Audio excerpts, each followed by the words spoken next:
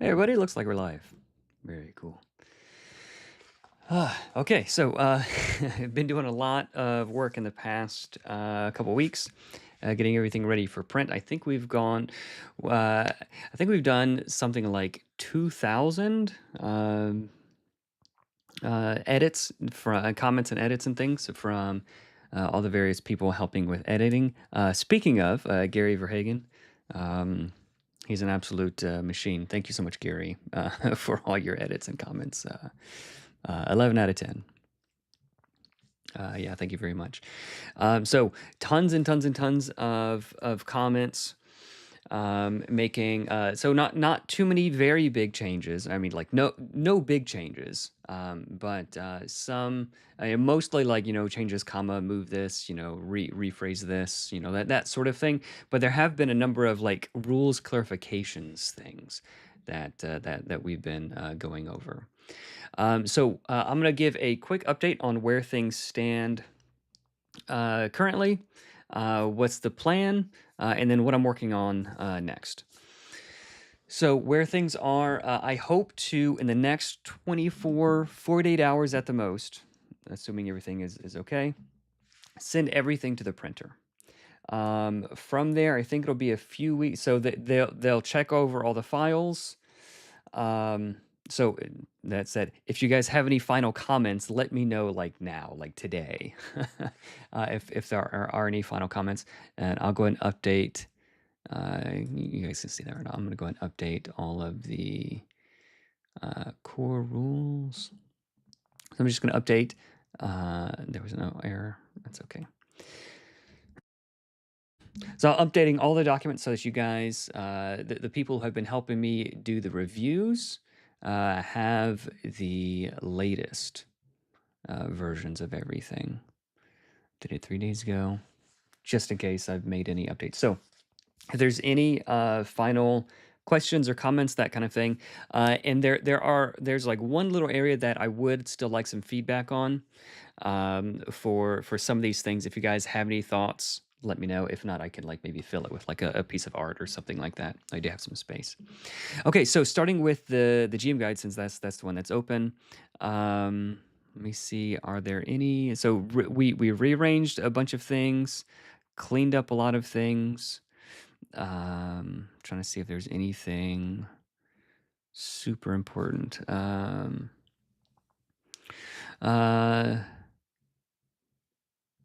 A lot of text and blocks were cleaned up and standardized. We added this new optional actions thing. We tweaked the color for a lot of the like the important things.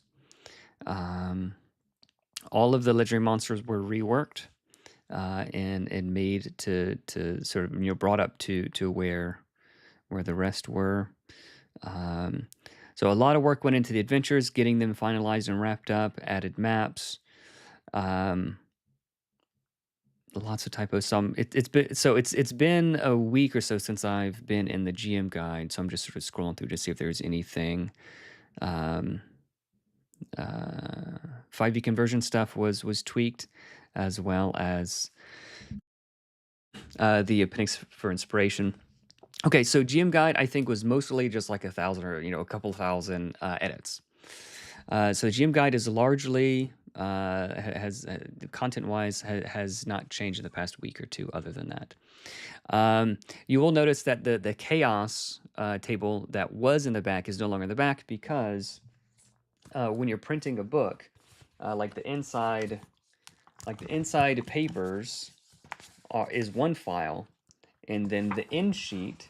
So like this part, I'll flip to the back. So the end papers, it's like this text here is like a separate file. So I've got the end papers here. So this is the back end papers. So I need to make what I need to do is I need to finish the end papers, because I want to print. I want to make sure the end papers. So like when you open up the back cover, it has like cool, useful information on that, so you don't have to flip around. So things that you would want most to have quick access to. So the GM guide, the back is going to have. I've got the dry proofs here. So this one is the GM guide. It's going to be this size. So the back of the GM guide is going to have the chaos table, and then the front of the GM guide is going to have, I'm not sure. We'll see. So if you guys have any thoughts on what content would be most helpful in the front and back of the hero's book, the core rules, and the GM guide. So the back is already claimed for the chaos table. The front is going to have something else. I'm not sure yet. So any thoughts that you guys have on the front and back for like maybe like the front of the hero's guide will have the spread. Maybe the front of the hero's guide could have the information on like character creation and leveling up, like that kind of thing might be helpful. And maybe like that I think that'd be pretty good. Maybe the back could have like a full character sheet just so you sort of know what that looks like. I think for the core rules, the tables for equipment prices and like that kinds of thing. Like maybe one is like weapons, and let's actually just scroll there.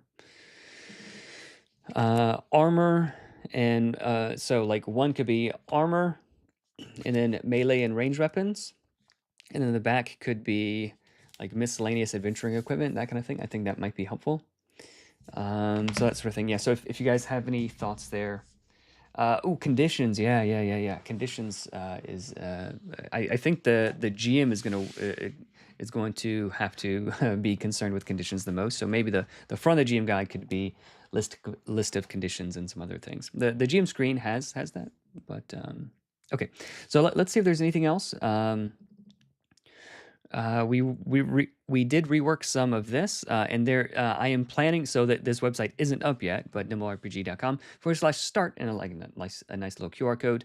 I'm planning on making some videos. Hey, quick 5-10 minute video. Here's how you make a character. Here's how you play. Here's that kind of stuff.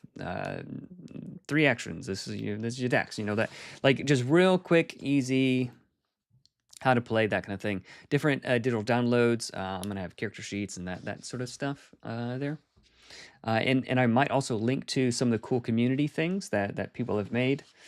So we'll see. But I'm hoping to have a bunch of those things there. Let's see. It looks like we got some. Hope my order goes through without hitch. There was an error on my end of things. Okay, yeah. If it's fixed, then everything should be fine. If you do have any trouble, feel free to shoot me an email. Evan, EVAN, @nimbleco.com. No, at nimble. This one, Evan at nimblerpg.com. That's my email. Okay. Let's see. Let me see if there's anything else. There were some bigger changes to the core rules. I did add back the background to this art piece because some people were like they didn't really like how that was cut out. Grappling. Okay, so grappling. Grappling was changed, tweaked. I'll say tweaked to make it easier and fix a lot of weird edge conditions. So contested roles in general. So like.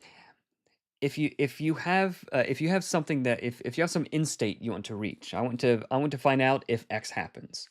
The best thing that can happen is one single roll, like one action to find out one thing. Like that is very helpful. If you could do one action to find out multiple things, that's even better. But if you need multiple actions to find out one thing, then that's not good. So like that is video game territory where the computer can do all the thousands of actions, and then you just click the buttons. Like, that's great for video games, not great for RPGs, for tabletop games. So rather than I make a strength check and you make a strength check and then we compare the rolls, instead what it is, I'm going to try to grapple the goblin. I'm gonna grapple the goblin. All that happens is the goblin makes a saving throw. That's it. No more needing to compare different things or multiple people roll things or add things to it or check. So previously it was a strength or dex check, not a strength or dex save, because it had weird interactions, and it was a contested strength or dex check. And that was basically the only time that kind of thing ever happened. So it was like a weird additional rule to answer this edge case. Right, because we don't we want grappling to succeed roughly like a certain percentage of the time.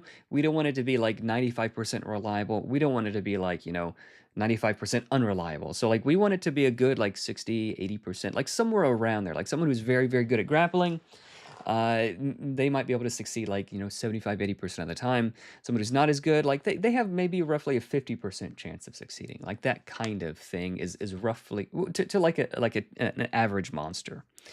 Um, so instead of so like a berserker has advantage on their strength saves. So like should they be like that much better if they're making a strength save? They're rolling 2d20 and adding their strength, like that they're basically guaranteed to succeed. So we're sort of breaking the bounds. So that was what it was initially. So we tweaked it to, instead of that, let's just make it a strength check. So you're just rolling the d20 and adding your strength score to it, your strength stat. So that fixed it, so you're not rolling with advantage, and like a mage who has disadvantage on strength, like they can basically never succeed on a grapple. So that felt unfun. So instead of that, let's just make it a check. So that did fix some things, but if we go to the GM guide, um, uh, for the legendary monsters. Sorry, my computer's going a little bit slow. So for the legendary monsters, they have like advantage or disadvantage on, mostly advantage on different stats. In order to prevent the need for, they have advantage on different saves. That is, in order to prevent the need for having like a stat for every particular thing and a proficiency bonus and all. So in order to streamline legendary monsters, we just say, okay, he's a big giant. He's got advantage on strength. Okay, that makes sense. This Titan thing, he rolls, so like it's a huge gargantuan thing, 60 feet tall. All right, good luck like pushing him, right? So he's got like he'll roll 3 additional dice. But when we made it a strength check instead of strength save, it also obviated this. So it ignored this, which was not the intent, obviously. Streamlining, so fixing everything and streamlining it at the same time is now on a failed strength or dex save. The target, if it's your size or smaller, is grappled. But should a berserker be able to grapple this huge giant? Like, should a mouse be able to grapple a human? No. But they should be able to do something. Well, the mouse can like ride on my shoulder, right? If it's smaller than me. So if you grapple this Titan, this gargantuan thing, so if the creature is your size or smaller, they're grappled. If the creature is larger than you, then you are riding on them. You gain the riding condition. Okay, and then different ways to end that. So grappling is super smooth now. It's one step. It respects the rushed attacks. So if you really want to grapple, you grapple first and then you attack. If you really just want to hit, you can attack first and then I might as well grapple. Like, all right, I'll grapple. So you can choose which order you do different things in. And then the Zephyr, it can grapple then attack without disadvantage anyway. So like the Zephyr gets the best of both worlds. So riding condition. You move with a creature, okay? So like the mouse is on me, or like the berserker is grabbed onto the Titan.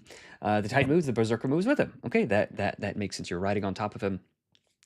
Any attacks that miss you, strike them. So if there's if the berserkers grabbed onto the Titan and there's like other skeletons around and they're attacking the berserker, if they miss the berserker, they hit the skeleton, and that makes sense. So like it gives you a good reason to do this. It gives good reason to try to do that. It adds some cool tactile things without making it fiddly or do anything like that. And then grappled is anything that's grappled, it can't move, and attacks against them have advantage. Okay, so that was a big little change. A big little change. I think there were some tweaks here to assess. You can ask a question. I think that one hasn't changed. Create an opening. Increase the next primary die roll against a target by 1 this round. So previously it was you gain advantage, but now it I can create an opening. I can push do some trip someone or feint or something. I can create an opening so that the guy going next, my ally, can basically their attack can't miss. So if they roll a 1, it goes up to a 2. But if they roll a 3 with a dagger, it's a crit. So like it does essentially the same thing as advantage, and it doesn't miss on a 1. but in a cooler way that helps the that helps teamwork and that kind of thing. So I jump on his back. It does let you skip the roll, and it does have so yes, the Zephyr's ability. I jump on his back lets you do it automatically. So it's automatically. It doesn't cost an action, and you get some additional bonuses on top of it. So it's like a super version of that. So increase the next primary die roll against target by 1 this round. So you can't miss on a 1. Basically, the next attack can't miss. And then you're doubling your chance to crit, which is a really, really cool thing to do. Instead, a nice, cool teamwork thing. And it made some nice symmetry between create an opening and anticipating danger. Okay, so let me see if so that a lot of things were clarified and sort of reorganized just so that it makes a little bit more sense. I could add another downtime or two idea or two. Let me see. So that this was clarified and sort of reorganized just to make it make a little bit more sense. Um,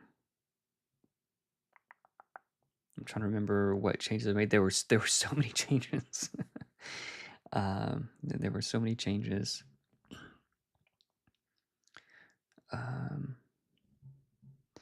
a lot of the a lot. Let me show you this. Some flavor things. So the gnome. So you do different things, and dwarvish if your int is not negative, but you call it gnomish. Of course, I like that. So having 50 different languages isn't like that. Isn't that great? So like a lot like just like in the world um, people in Spain speak people in Spain speak Spanish. People in Mexico speak Spanish.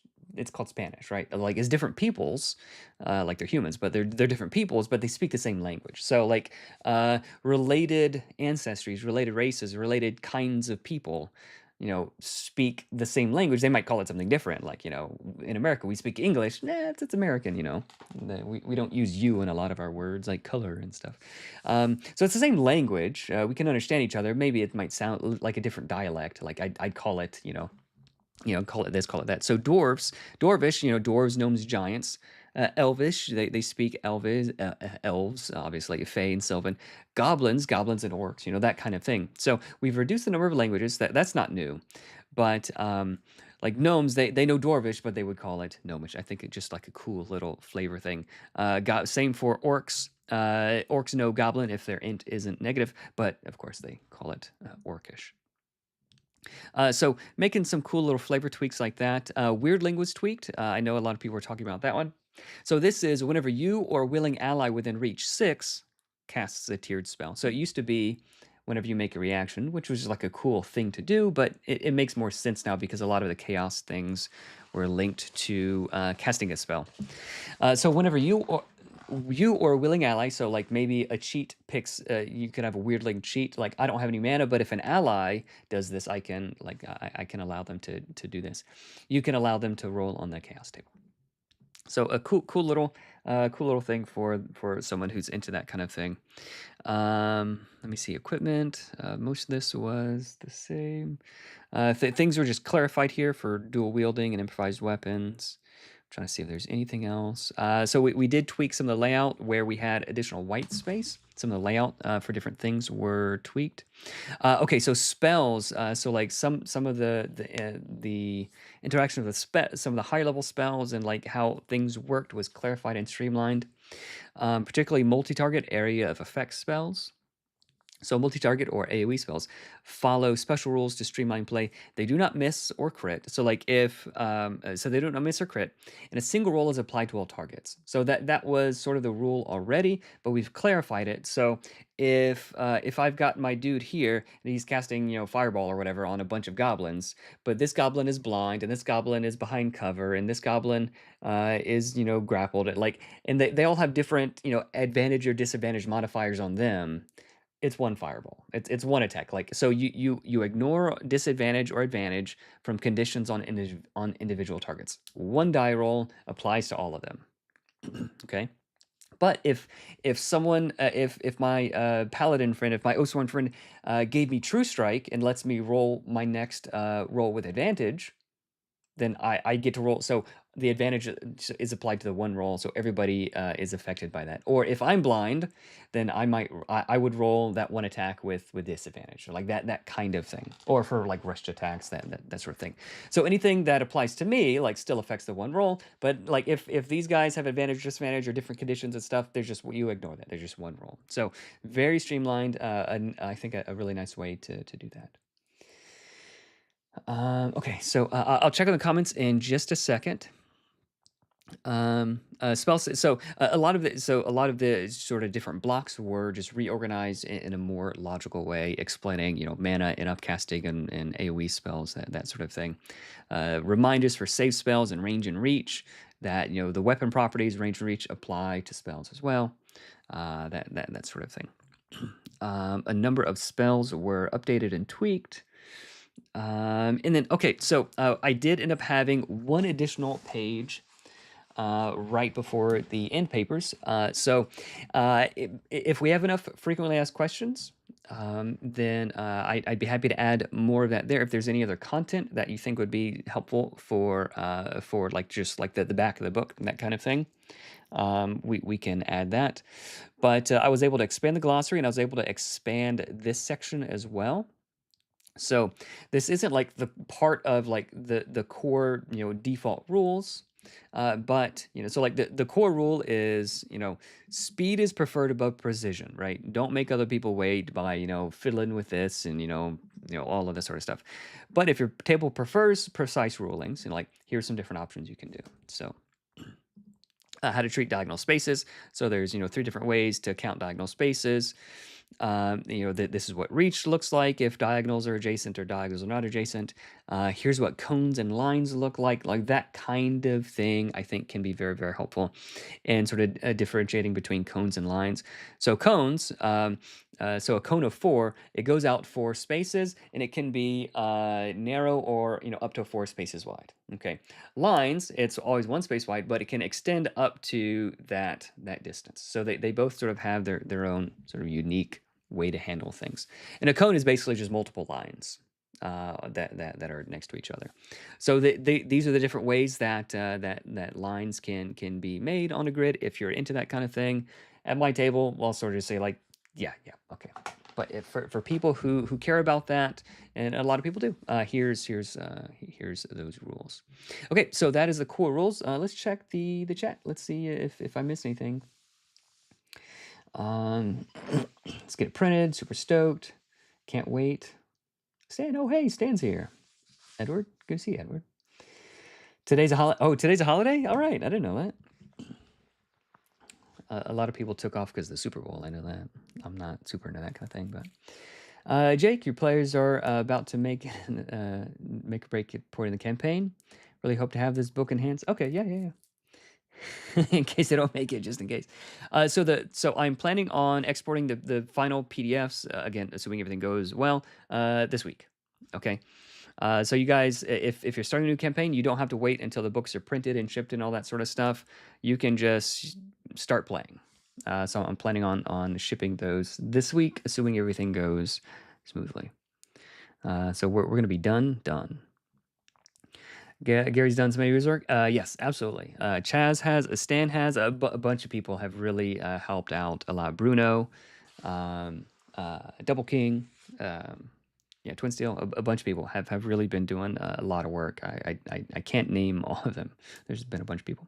My final comment is clarification on Beastmaster. I'm guessing all the go for the throat abilities are just weapon damage plus Hunter's Mark with the Beast helping fight. Yes, that is the case. If I'll take a look at that in a bit. Remind me if I forget, and we'll make sure that is clarified appropriately if it's in need of clarification.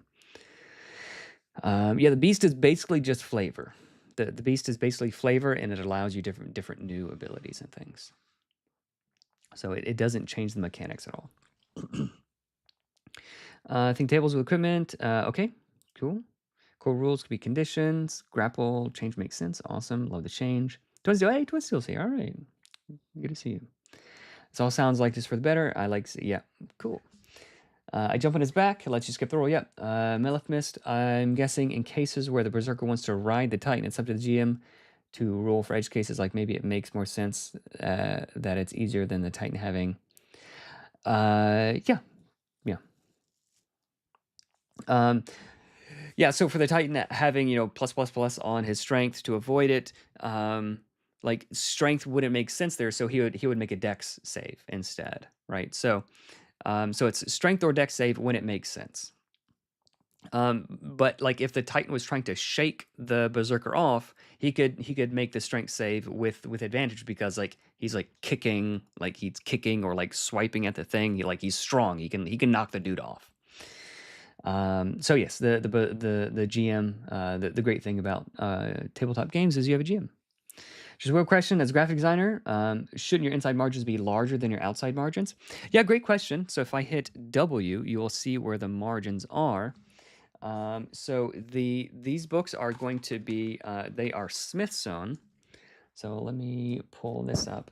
So for, we'll go to the face cam.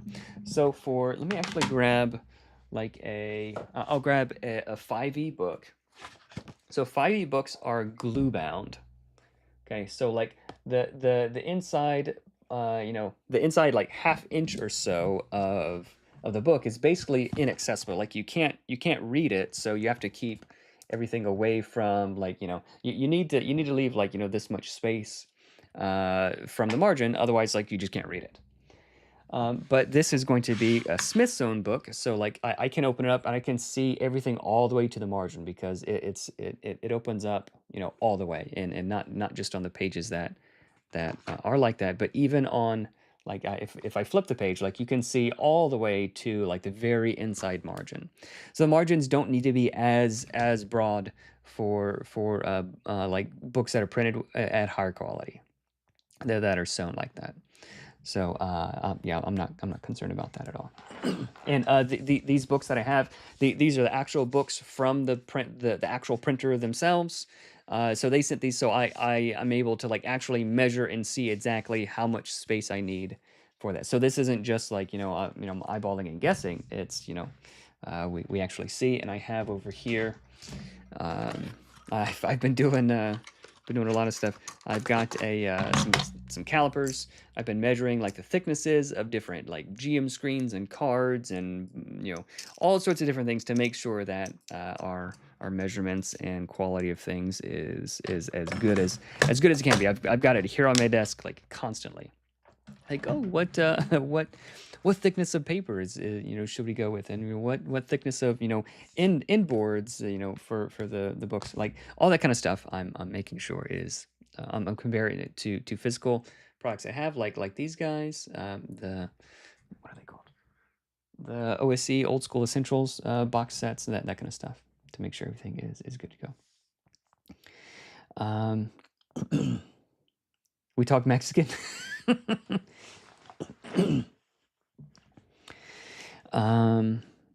Also, having said that, I think illustration credits would be concealed. It should not be. It should not be. But so I can tell you guys what is sort of next in the physical production process. So the files hopefully are going to be in the printer's hands this week. They might take a day or two. I don't know how long they're going to take to review everything. If they have any questions, issues, I might need to re-export something. But what they're going to do pretty quickly, I don't know how quickly, but rather quickly, they're going to send me what are called wet proofs. They're going to do the actual printing, and I think they're going to make 4 copies of the box set, and they're going to airmail them to me very very very soon. So I can see, so I'll be able to check any physical problems before they start printing thousands and thousands of these. So if there are any issues like that, then that's the point at which I can make some changes. Do that kind of stuff. But no, I don't anticipate that being a problem because I already have the dry proofs and I know what the margins are. All right, so let's keep looking, and then we'll go to doing some design. Hey, Taryn's here. Hey, Taryn, good to see you, man. Good to see you. How's life? Okay, talk Mexican. Language changes are awesome. Yeah, cool. Thank you. And having that kind of thing in the book, like gives the players like role playing cues as well, like simple, easy role playing cues. Like, oh, this dwarf starts speaking, and like the gnome, you can understand him for some reason. He's speaking gnomish. And then like yeah, it can be sort of like a fun little moment. Um, and the dwarf says, I'm not speaking gnomish, I'm speaking dwarven, and then you guys can then have at it. Is this the final version of the PDF, or is it still being worked on? So the final versions of the PDF are going to be exported, I think, this week once all of the final little tweaks are made. Yeah, and I'm going to try to export spreads, PDFs with spreads, which I prefer, versions with individual pages, and then maybe even like a printer-friendly version. I'm not sure about that because I'd have to like that would actually require a bit more work. But there is at least going to be spreads and separate pages. Let's look back at the first PDF. Yeah, it really is. It really is. It was a bit naive of me to think that I was like 90% done with the books back in July. But I'm glad. I'm very glad to have been wrong. Will spell cards be ready with the books as well? Yeah, actually, let me show you. Let me show you guys. Let me show you guys the spell cards. Yep. So that is I forgot that was actually one of the biggest things that I've been working on. Redesigning all of the spell cards. So there's a bunch of those. And we so this is the back of the spell cards, which I really like. So these are the back of all the spell cards. And then here's some items. Ooh, and this is a little secret thing that I haven't told you guys about yet. And then we had so I ordered I think like 90 some cards. And we had enough space for a few extra cards, so I'm including this as a freebie just for everybody, at least everybody with a box set, and then like I'll include it as a digital thing, different cards to be able to sort of play in a different way. So I don't remember if I told you guys about this yet. But so the cards are going to be like standard Magic size cards. So if you want, you can. Let me actually zoom out so you guys can see them all. So one comment that some people have been having is like it's a little bit hard to like it's sometimes challenging to keep track of the actions. So like having 3 actions, doing 3 on your turn is fine, but if you like defend, like that costs you 1 action. If you interpose, if you do an opportunity attack, it's like and then your turn comes around and it's like, did I defend last turn? So like that kind of thing. So having some way to track the actions is cool. So what we're doing is, or what I'm doing is, I've made these action cards. So like discard this card to perform an action. So like just like a nice tactile way. I like that kind of thing to just keep track of things. Some people like it, some people don't need it. But for the person who likes that, like it's really handy to have. So I'm planning on printing, I think, like 18 of these. So the front of the cards is going to have this, or the back of the cards is going to have. They're all just going to be identical, but the other side of the cards are going to be printed with this. So there's going to be 1 standard action. So this is so just to clarify, this is an optional way to play if you want to. Okay, so just like a little freebie because we had the space. I can't stop myself from throwing in freebies. So. One is a Bane action, one is an inspired action, and one is a standard action. So my first attack, I'm going to discard this one, and I'll attack like normal. And if I want to attack again, maybe I could discard this card, and then instead of disadvantage, I can the advantage and disadvantage cancel out, so I can attack twice normally. And then with my third action, I'm going to be having like two stacks of disadvantage instead, or three stacks. So it's sort of a cool way to sort of emphasize different things. So if I'm a mage. And if I'm a mage and I'm getting hit for a bunch of damage, I can discard this card, my inspired action, to just gain additional armor.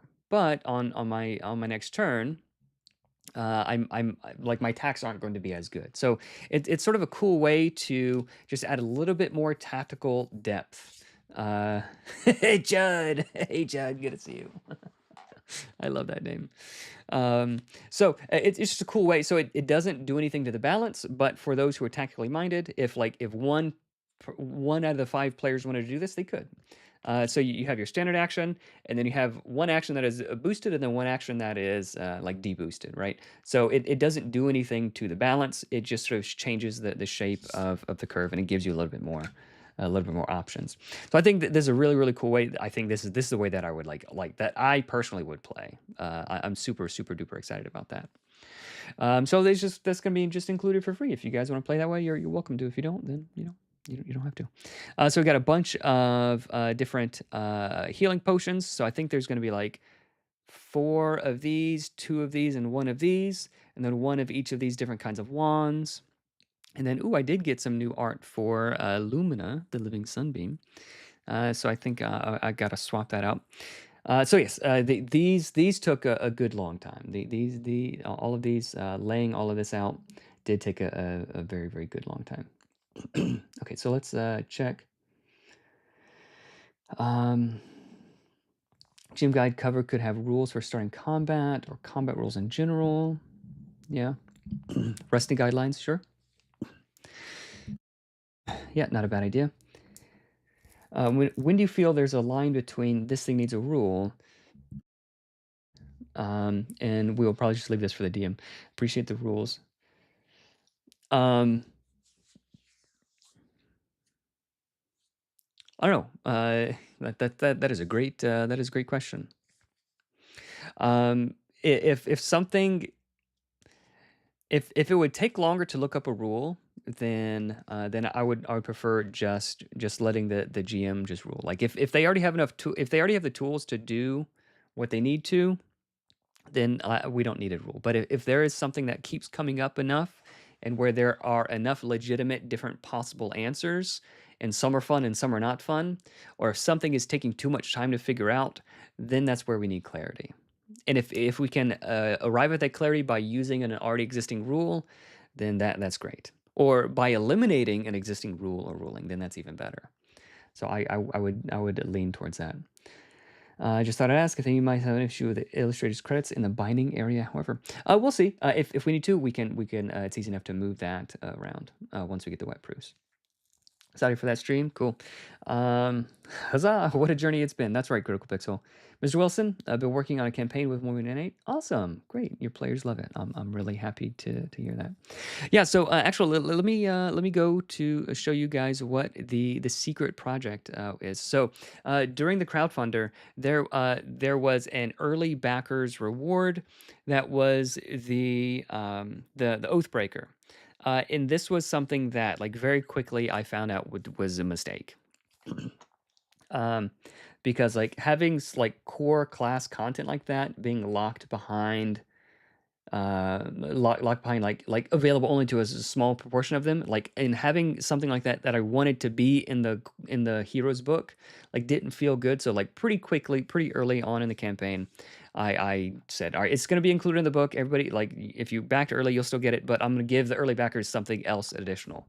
So and so what is this? This is a like basically my favorite let me go to the big camera.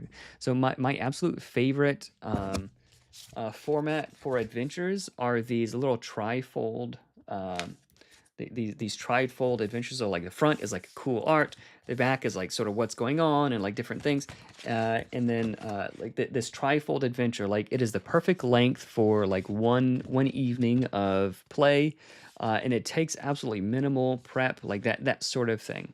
So up until now, so all of the adventures in the GM guide, we'll do it this way. So all the adventures in the GM guide are like one spread. Most of them are one spread. And I felt like that in most cases that is enough content to run an event. Like, it's plenty of content to run an adventure. But some adventures you sort of just want like a little bit, just like slightly more. So like, just if we had just like one more spread, like, then that would be like, now we're cooking. Right now we're cooking. So I think for all future adventures, they're going to be released as like individual, like these kinds of things.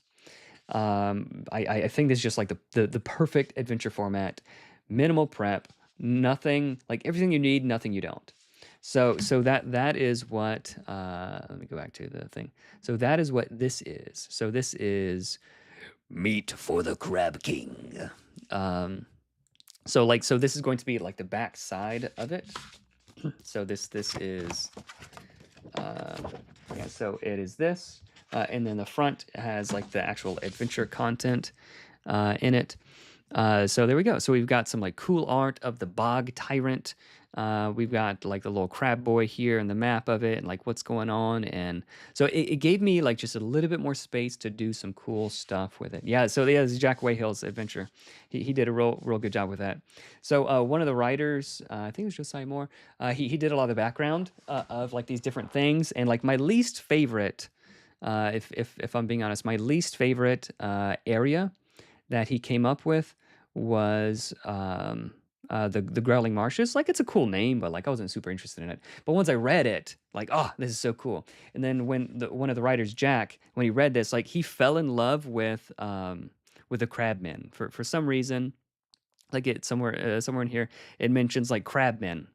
And he's like, "Oh, I love crabmen. I'm doing that." And I was like, "Okay, great. Like, whatever." Like, I had no affection for the crabmen, but the way that he wrote this, I just like, I love it. I love it. So, dare to defy the bog tyrant in this swampy adventure. So, level 5 heroes. The bog tyrant's power grows. With each pound of flesh he consumes, his size increases. In time, the Crab King's strength will outmatch even the mightiest of the Growling Marshes necromancers or witches. So the take that Jack had on this is like the crabmen are dumb. The crabmen are gullible and easily fooled, and most of the crabmen serve the bog tyrant out of fear alone. Bog tyrant, best tyrant, all hail or else bad. Like that is sort of the idea that we have. And I just want to show you guys this. So like this is the first adventure location. Warren's entrance, large crab-shaped hole in the ground, guarded by crabmen.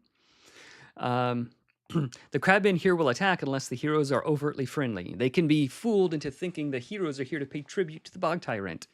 You here to pay meat tribute to King Crab? That's my headcanon, how they sound. And then like you could fight them or you could just like convince them, like whatever. But once you get into the Warrens proper, the crabmen here peer curiously at the heroes, then go about their business. Unless told otherwise, they assume that the heroes are meant to be here. Like I read that and I was like, this is the best. This is the funniest adventure. Like when does that happen? Like that never happens. So like that is the take that we have on the meat for the Crab King adventure. So the crabs are like lovable little doofers, and some of them will fight you, some of them won't. You can like chill and talk with them and hang out. So. So I'm planning on doing this kind of layout. I think it's the perfect layout for adventures. Zines are fun, but laying them out is hard. And sometimes like I want like flipping pages is not good. In my opinion, I want to have everything just like on a dashboard for me, right? So like that kind of thing is exactly what I'm looking for. Zines or small books for like rules, like look at that book, like that is like slim and pretty. Like this is like super unintimidating for for like rules for a new game, like rather than like this thing, which is like maybe like 50 times bigger. So like books are great for that kind of thing, and the trifold is actually going to be the same size as the book, so you can keep it in the box, or you can like sort of keep them on the shelf all together. And I was even thinking of like if I were to release any new classes or anything like that. Yeah, Mouse Ritter. I'm like it's permanently Mouse Ritter is permanently on my desk because I constantly look at it. What's his name? Isaac Williams. Yeah, a big inspiration. So I was even thinking like if I were to release like future classes, like I think a class could fit on like a trifold thing. And you could just have like the Scion or the Artificer. Like this is this whole class. Like you like the front we have the art, the inside we have like the level up things and like the Savage Marshal, like the abilities that you can pick, and then like the back has some cool flavor about it, and maybe like we have even one more page for additional art or flavor or other abilities, like that kind of thing. I think that this is like the perfect format for that kind of thing. Okay, so yeah, that is the that is the freebie. So let me go ahead and close that. So that is the freebie that I've been working on. Um, yeah, it's perfect format. Action cards, I like it. When I played as a player, my DM used poker chips. Yeah, poker chips are great. A lot of times we'll use dice, and like you'll just put the die like on a certain portion of the character sheet, or like in Nimble version 1, I printed out some cards. I don't know if I have any. I printed out some cards that like had 1, 2, 3. You just move the die, but a lot of times people will forget to move the die. But if you're already holding the things in your hand, like it's a lot easier to like remember. And then your turn comes around, you absent-mindedly, you can just look at, I've got 2 actions. I'll move and I'll attack. And then everybody sees you've discarded your last card, and the next person knows they could just go, right? My son and I, he's 8. We will play Magic. We'll play Magic the Gathering sometimes. Like I'm teaching him how to play, and a lot of times, like he'll take his turn, but he won't tell me that his turn is over. So I'll just be sitting there waiting, like, "Hey, bud, are you done?" He's like, "What? Hey, are you done? You gotta tell me when you're done." You're like, I'll do this and that, and then I'm done." And a lot of times, people like as we're playing RPGs, it's pretty frustrating. So when we're playing RPGs, someone will like do all the things they can do, and then they'll just sort of be like sitting there thinking, but nobody else knows they're done.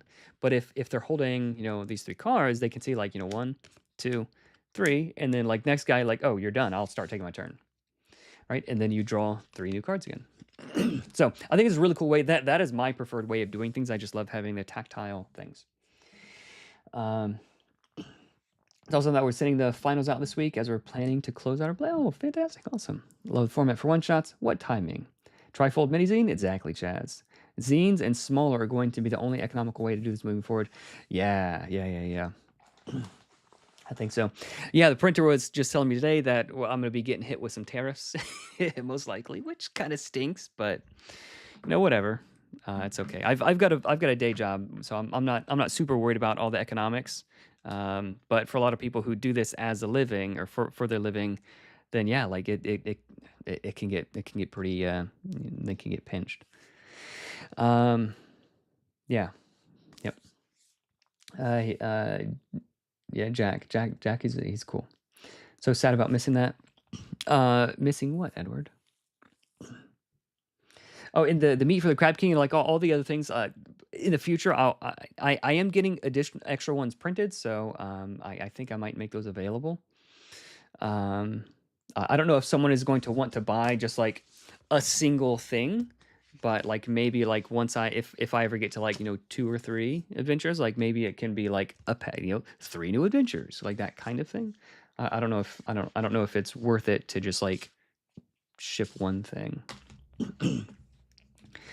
So we'll figure that out.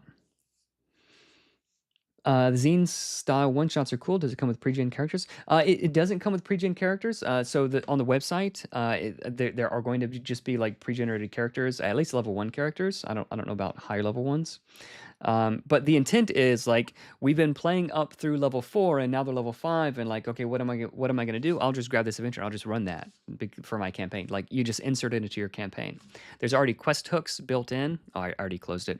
But there's quest hooks built in with the factions that the people or NPCs that they would have already been interacting with. So you can sort of slip it into your campaign very, very easily. And then at the end, there's this aftermath section that says, hey, if these guys hired you, or if the players do X, Y, and Z, then like here's the impact that you can have on the rest of your campaign.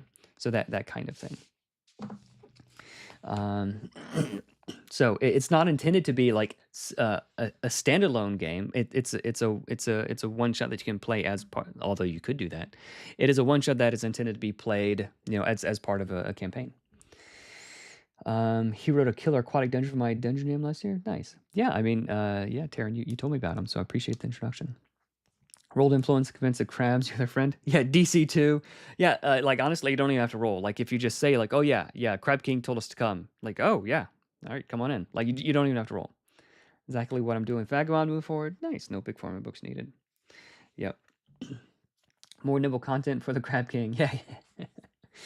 It would be cool to have trifold versions of all the classes to let your players use for reference. Yeah, that's something I'm thinking about.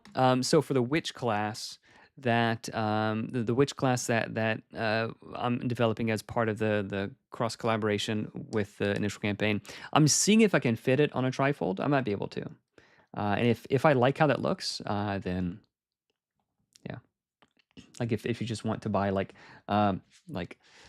all a set of all 10 of the or all 11 or all 15 or whatever of the classes, you might be able to do that.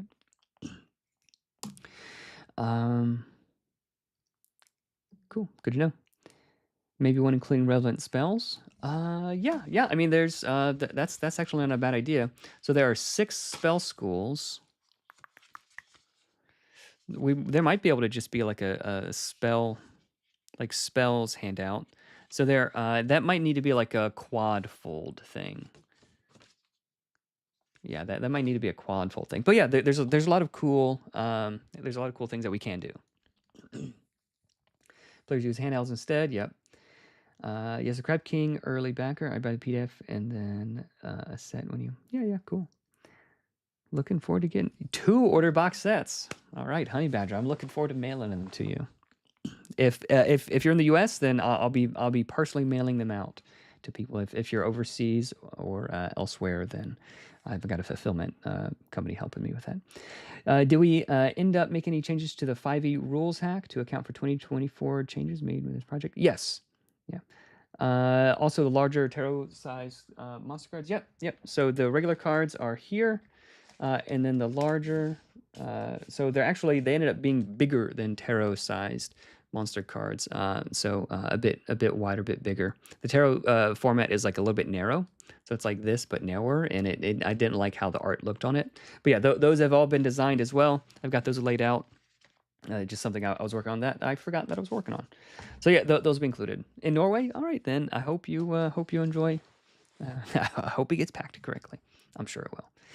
Okay, so what I'm going to work on now for a bit is laying out the end papers for these others. So let's say this. And Taryn, if you're still here, do you know if the front end papers and the back end papers are in the same file, or are they different files? I'm going to just make it in the same file for now, and I can always split it out later. So you guys can see here's the witch class I've been working on, and I already started laying it out, see if I can fit it in the trifold thing. And the witches turn out really, really cool. I'm really happy about that one. Really happy about that one. I think it's printer dependent. All right. All right, let's just duplicate this spread. So we'll have the front end papers here and the back end papers there. All right, so what is going to be the most helpful thing for the GM? Conditions. I think having all the conditions in one spot for the GM is going to be incredibly helpful. That is what I always forget. Stan, yeah, I was asking if Taryn was here. Oh, actually, Stan, you were asking me about the witch. The take that we're going is sort of like a village healer, like not a bad one. So Stan is helping me write some of the intro copy for the witch. Actually, let me just open up the witch. Document. So like here's the draft copy. So the copy that's going to go like here. So like if we're doing like one of these things, you'll have the art on the front, and then like on the back probably you would have like the description of that sort of thing. So she's not like a spooky witch, but like could be spooky. So she's like a healer. Like what was she doing before she started venturing? Like she was the local village healer, right? But if there were any shenanigans, if any bad guys came into the village, like she could hex them and like scare them away, and like that kind of thing. So she has so she can do like afflictions and different things. So she doesn't cast. So it's like a healer, but like if you get on their bad side, can be like incredibly super duper spooky. So like that is sort of the take that we're going. So I don't know if that's enough for you to run with, but feel free to do whatever you want. I really like a lot of your takes on some of these others that you did. So Feel free to run with whatever you want. Head off. All right. Hey, thank you for the mouse knop. Okay, so let's go ahead and let's start working on the end papers. Okay, so let's go to, let's get the conditions. So we can fit the conditions, and because I'm not super worried about art on the end papers. Conditions.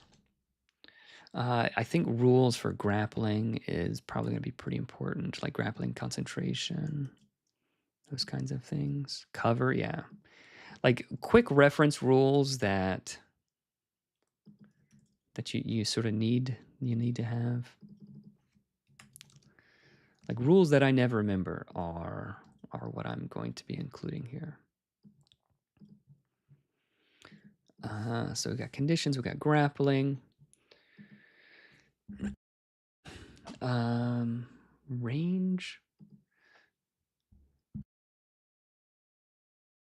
You can run with that? Okay. And if you want to like just sort of do some cooking, it's like, hey, what do you think about this direction? What do you think about that direction? Feel free to let me know. Include the wounds and dying rules with conditions.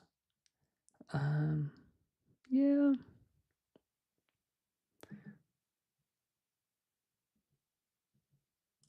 Maybe. I don't know if we need all of those. Skill checks and saves, like this is, I think this would probably be pretty important. Like, you know, how much is this kind of save? You know, if I want a medium challenge, okay, DC 12. If I wanted this challenge at that. Include the wounds and we look at those a lot too. Yeah, maybe at least like this, like this section, like being attacked while you're dying causes this. That could be helpful.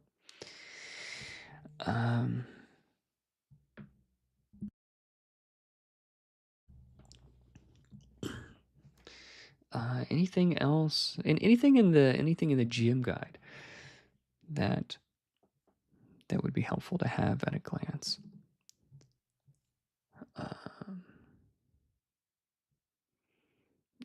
GM guide doesn't really have a lot of quick reference stuff. Ooh, this. Yeah, this table. This table is good.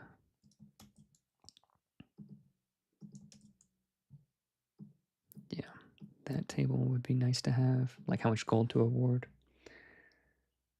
As far as easy reference adventures, I love one-shot wonders format. Chaz, I'm not familiar with that. Can you send me a link or something I can take a look at? I love looking at that kind of stuff. Ooh, and actually, something else that I got recently is the Zweihander starter kit. So I'm looking forward to cracking into that a little bit. I started looking at it already a while ago, and then I think on Taryn's recommendation, I got Rune. I think this is like a solo thing. I'm looking forward to getting into that. And I think I've gotten one other thing. Yeah. Oh yeah. I got somewhere around here. I got the Dragonbane. I got the Dragonbane set around here. So looking forward to cracking into those. Both fantastic pickups. Yeah. I gotta be careful when I stream because I end up spending money whenever you make me a recommendation. By the way, if you have any recommendations, let me know. I'll get it. You could check the GM screen. Yeah. Yep. Definitely could. Let me open up the GM screen actually. GM guide. Meet.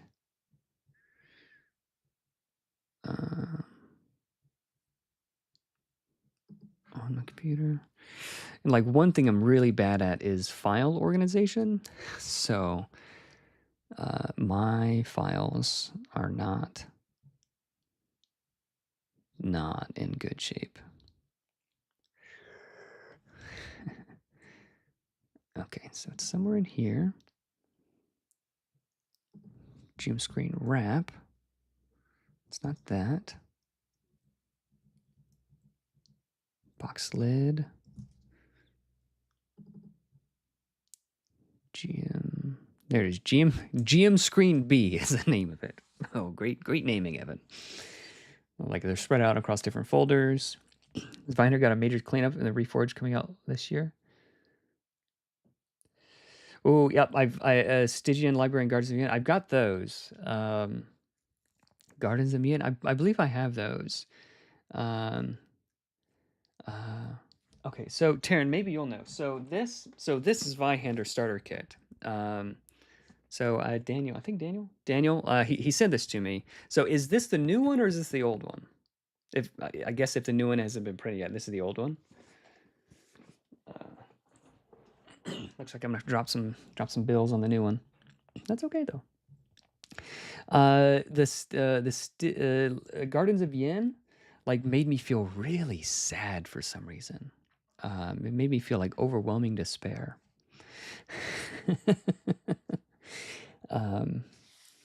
That and Vast in the Dark. Vast in the Dark.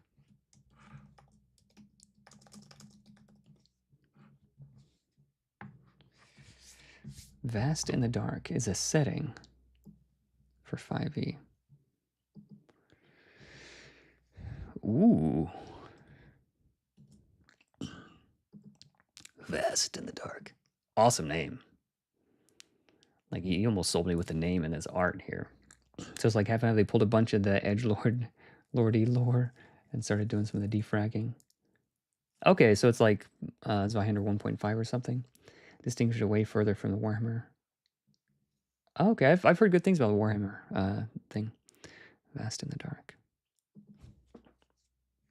Taryn, do you know the people who made this?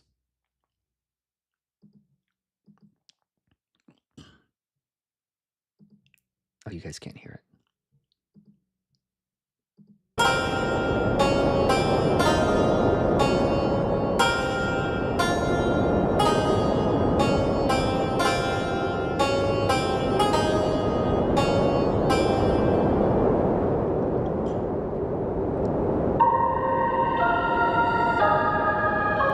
I like the logo, by the way.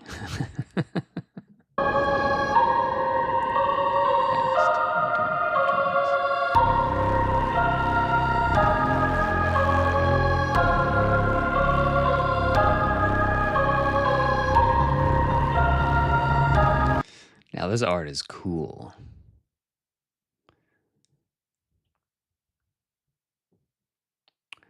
Brutalist alien flavor, lightless wasteland. Okay, cool.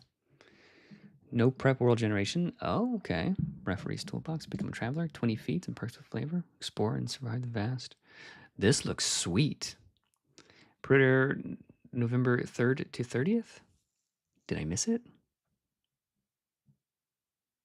Did I miss it or am I very early?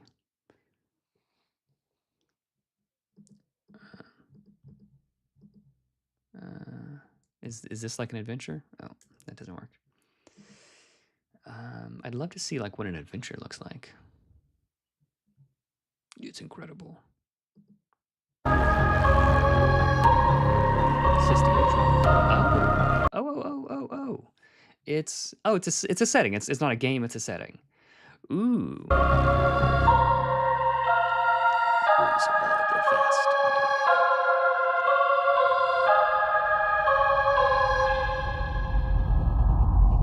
It's sort of giving me like Kingdom Death vibes. Like that was too spooky for me. That was a little bit too spicy for me. You can give me the ideas, or just send it here. Yeah, feel like it's not secret. Like you can feel free to shoot me the ideas here. Dungeon Dad, Ferrell's Any Studios is Charles Ferguson Avery. Yeah, of course you know that, and I'd be disappointed if you didn't know who it was. Well, tell Charles like this looks sweet. This looks sweet.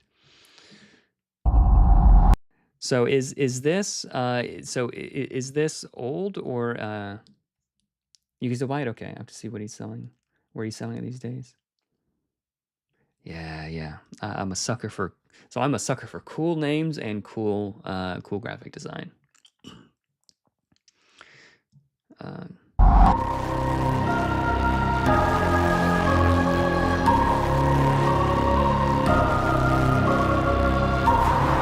That's cool. So like I've never done the like hex crawl type of thing where like let's see what adventure comes our way.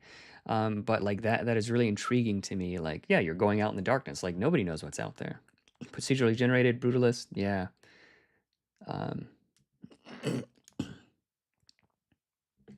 think like Salt Flat Backrooms. I don't know what Salt Flat Backrooms is. Um, a liminal horror idea. That man, it sounds so cool.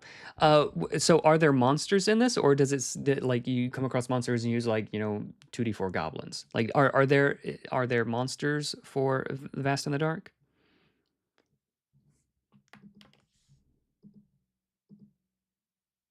I'm subscribing. Thank you for subscribing. Cool. I subscribe. I hope he sends me an email. I wish there was just a little bit more information about it. It's only $25. It's pretty cool. Oh, it's weird art. It's a little bit spicy. Okay, cool. Yeah, thank you for that recommendation. I'm about to spend $25. Unique monsters, okay. I'd be interested in making like a nimble. Here's how you like make them. It lists Piranesi as an inspiration, which is a 10/10 read. Okay. I was thinking maybe Stan says I was thinking maybe something more like traveling snake oil salesman vibe. I don't think so. Like, because they do have legit powers. So I think the song weaver out of anybody is the like the traveling snake oil salesman. The witch is I think more I don't know if you're familiar with what is the name of the um, um, worlds beyond number, worlds without number, yeah, worlds beyond number. So they have so I listened to like the first like little bits of this, and I really liked how their witch was like a down home, like honest, like rural spellcaster type of person, like a grandmotherly type of thing. Not like a hag, not like a necromancer, like this other thing, right? I really like that take on it. Like healer first, but like if someone is coming to you and they're hexed and afflicted with various things, like you got to know how to like if you can heal the hexes and afflictions, then like I guess I could, if push come to shove, I could inflict some hexes and bad things to people. So I like that take on it more, like the rural village healer who happens to fly in a broom. Still fine. Okay, yeah, I'll take that. Cure call for hex or 9 legions. Okay, recipe book caster. Okay, so quick NPC name. So I don't think we need that. Gold per level. Okay, yeah. So I think some of these things. Yeah, let's actually just grab it. It's already laid out for us. End papers. Oh, some of the rules here have been updated, so we will need to update them. Actually, before we paste it here, let's update it. Let's update it here.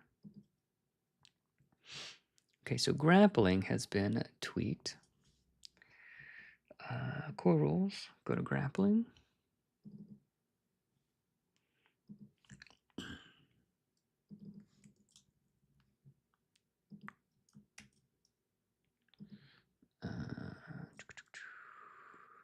Turn that off so you guys don't hear that.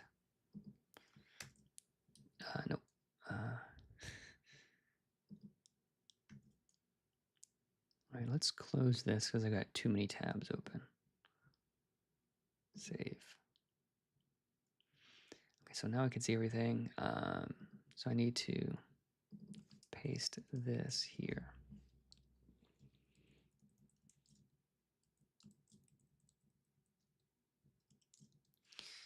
Okay. Core rules, drag that over here. Not there.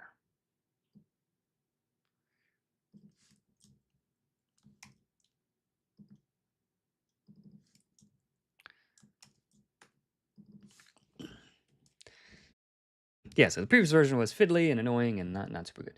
Did the shepherds not beyond my reach? Sacred race end up getting changed. Sorry to be off topic. There's been a lot of discussion about it. It didn't get changed. Let's open that back up real quick. And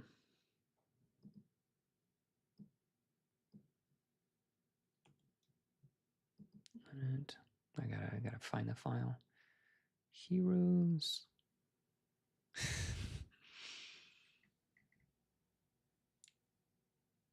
I've gotta fix my.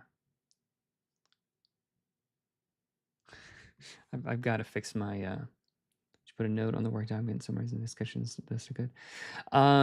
Yeah. So let me pull it up real quick. I shouldn't have closed it.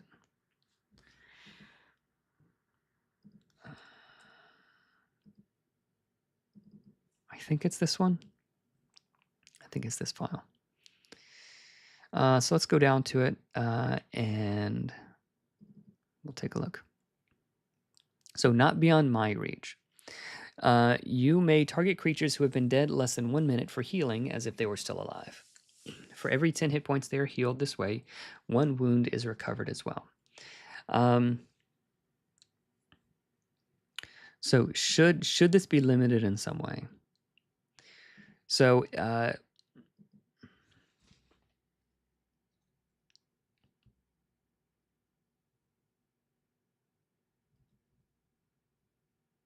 okay, thank you, Luca. Thank you, Gary, also. So I feel like it's maybe 1 minute. So I think previously it was like in the past round. Previously it was in the past round. So for all of the other spells, they are very, very limited. Basically, you can only ever be revived some way once. Like you can only be revived in some particular way once. And this might, so like the requirement is they need to have mana left. They have to have enough mana. They have to heal enough hit points, and they have to be like there, like they have to be in the same combat encounter, or else like it doesn't work. So like you can't run across town and find the healer like if someone died. So like this is like combat healing only, basically.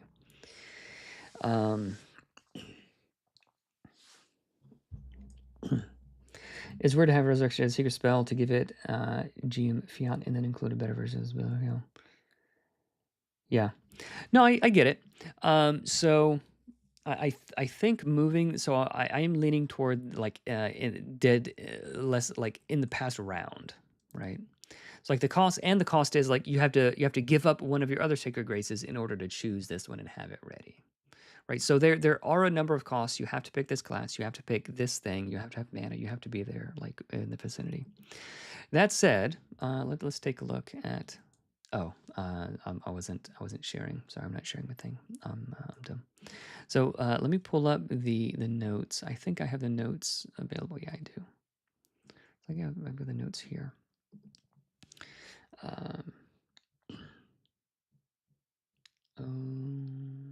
Shepherd. Is it not here, Gary? Gary, if you want to shoot me a link to it, you put a note in the working document summarizing the discussions best you could. If you want to send me a link to where that is. I don't know. Maybe I'm in the wrong document.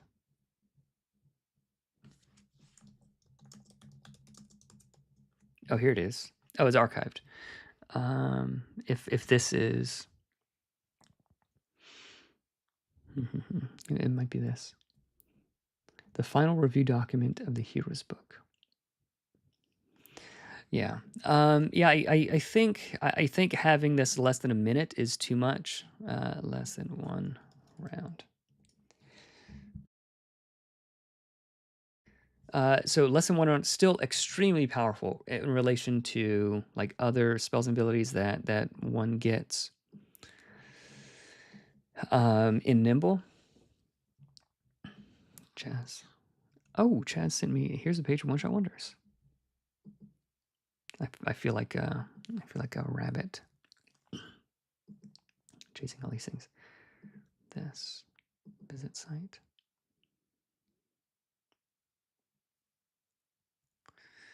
Let's take a look. Oh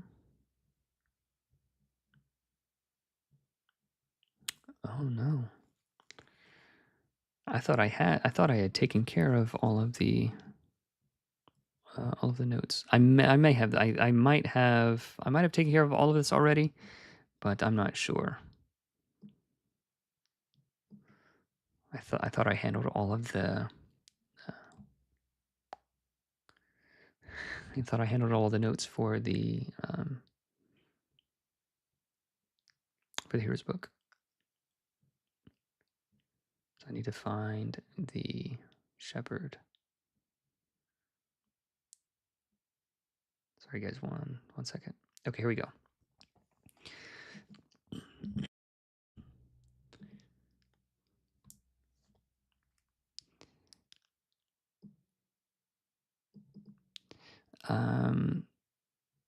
Okay, so this seems, let me just see, can you guys see this? You guys, okay, this seems to invalidate a number of other design choices in the system, such as making revive secret spell and limiting both revive and redeem to once per target. It could lead to the optimal shepherd play to be hide and wait for combat to be over, then revive anyone who fell, which wouldn't be that indeed would not be very fun.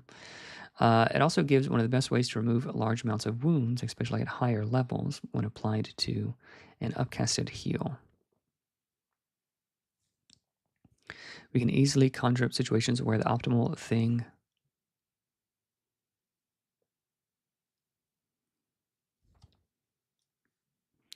yeah, ooh, good point. So perhaps it's for every 10 hit points they are healed this way, one wound is recovered instead of as well.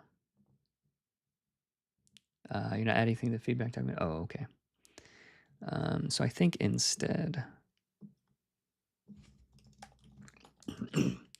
So you can't just go down, take 6 wounds, and then you're healed 60 hit points, you're up to 60, and all your wounds are gone. It's either or, right? So it is a limited resource, so you can't do this infinitely. But having some way to recover wounds at high level, I think that's okay. Is this too easy? Possibly.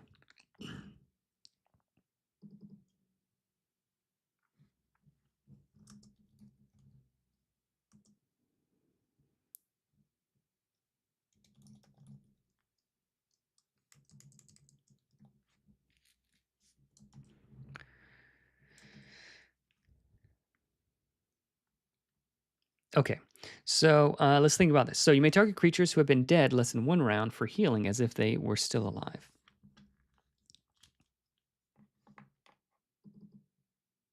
I don't know if we need this. You may target creatures who have been dead less than 1 round for healing. Okay. For every 10 hit points a dead creature is healed this way, 1 wound is recovered instead. So you've taken your 6 wounds. So I do want to be careful about nerfing this too much. I want this to feel like ooh, this is cool, this is special, right? So you've taken all 6 wounds, so you have all your wounds.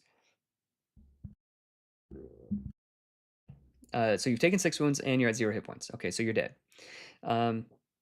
So you could be, so the shepherd could heal you 10. If the shepherd heals you 10 hit points, so you're at 5 wounds, 0 hit points, so you're merely dying now, right? So if they heal you like 50, right? So so if they heal you 50 for 50 damage, they could just heal 1 wound and then you're at 50. You're at 40 hit points, right? You're at 40 hit points, but you've got 5 wounds. Like, all right, be careful.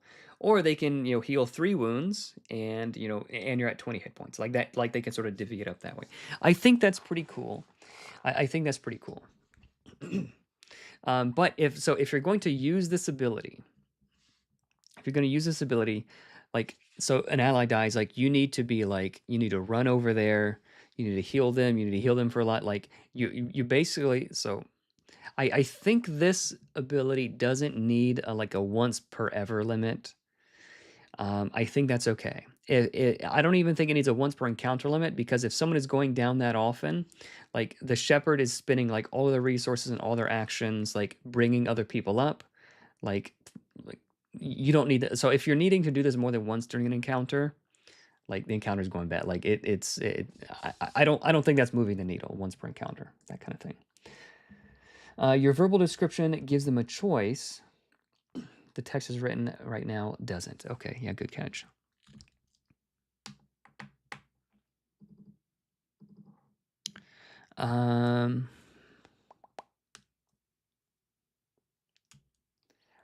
If they roll badly and heal you for 9, like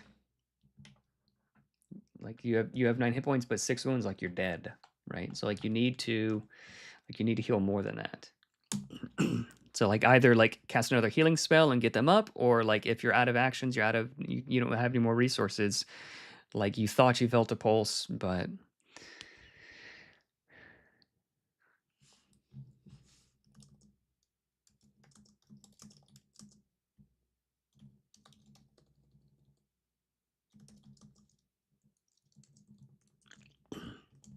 okay. So if someone is up, like your berserker, he's taken 3 wounds, but he's at like 27 hit points or whatever. Like you can't just heal his wounds from him. Okay, so this is like an emergency thing. So you can target creatures who have been dead less than 1 round for healing. For every 10 hit points a dead creature is healed this way, you may have them recover 1 wound instead. So I think I get what you're saying.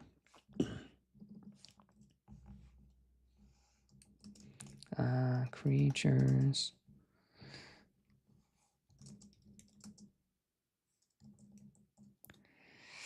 Like,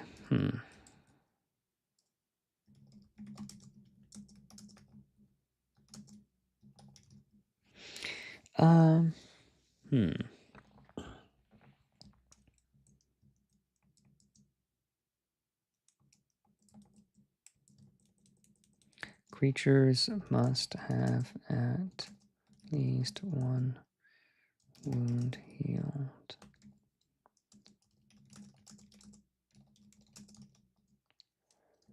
So that's not the final way we're gonna say it, but this is, we're in the middle of it. Yeah, the minimum heal. So the minimum heal would be 10. You need to heal. Yeah.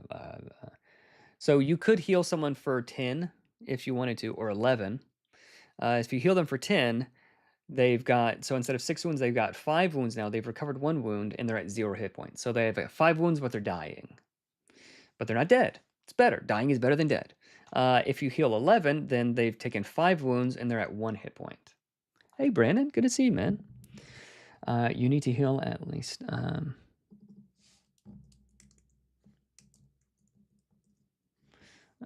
Creatures must have at least 1 wound heal more than. You must heal at least 1 wound before they can recover hit points. There you go. I think that's okay.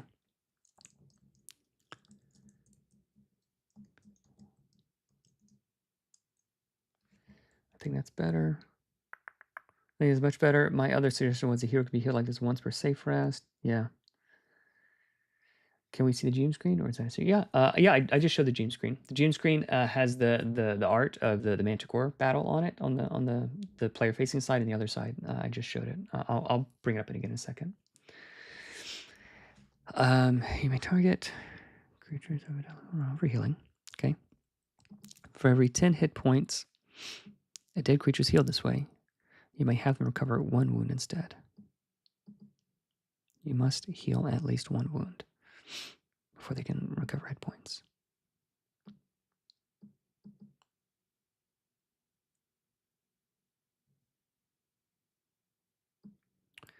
Could we just say this? Gary, is this equally as good? You must heal at least 1 wound.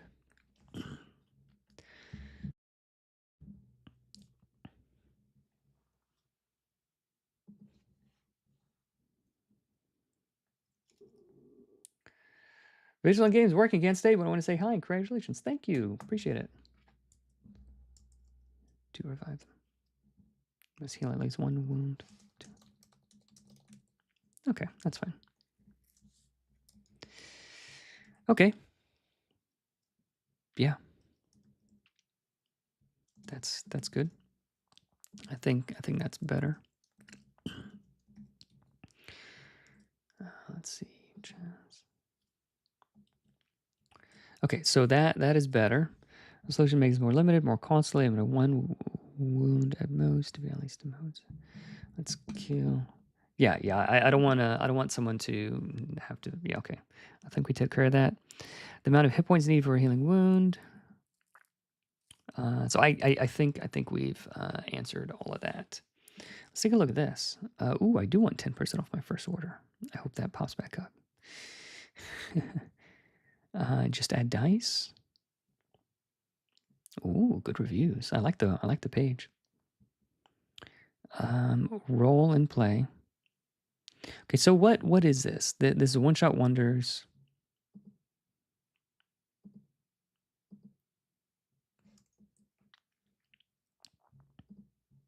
Can I like zoom in on this?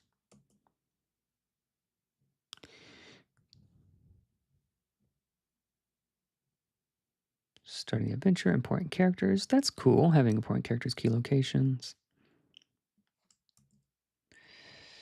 Let's look inside. There's no audio. Ooh, flipping so fast.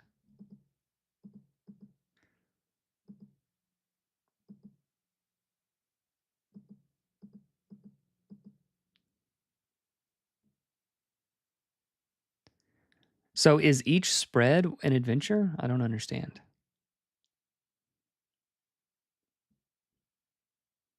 Is each spread an adventure? Stop flipping so fast. Okay. Oh, here we go. Crossbones. Oh, okay. I do like this. Spooky, investigation, and haunted graveyard. That is cool. That is cool to have. So I had to demute my second take. Oh, we do. Okay. Let's take a look. How's this? Which?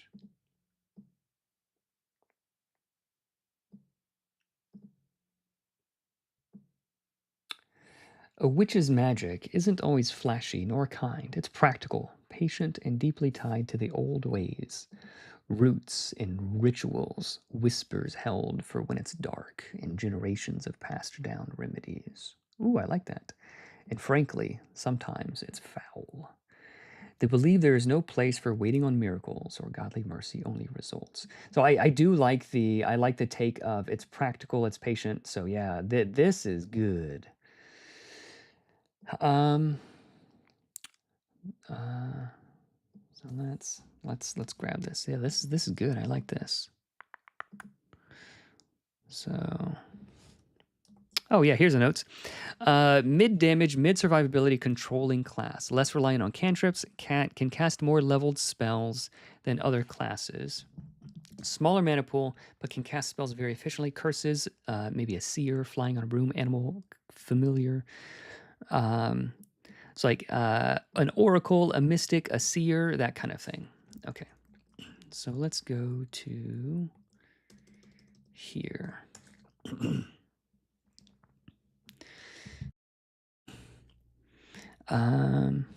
Okay, so yeah, we're definitely bouncing back and forth, guys, and I apologize. This is sort of how I work. This is sort of how I work. So let's zoom in a little bit so you guys can see this. So Stan, I really like this. You're a good writer.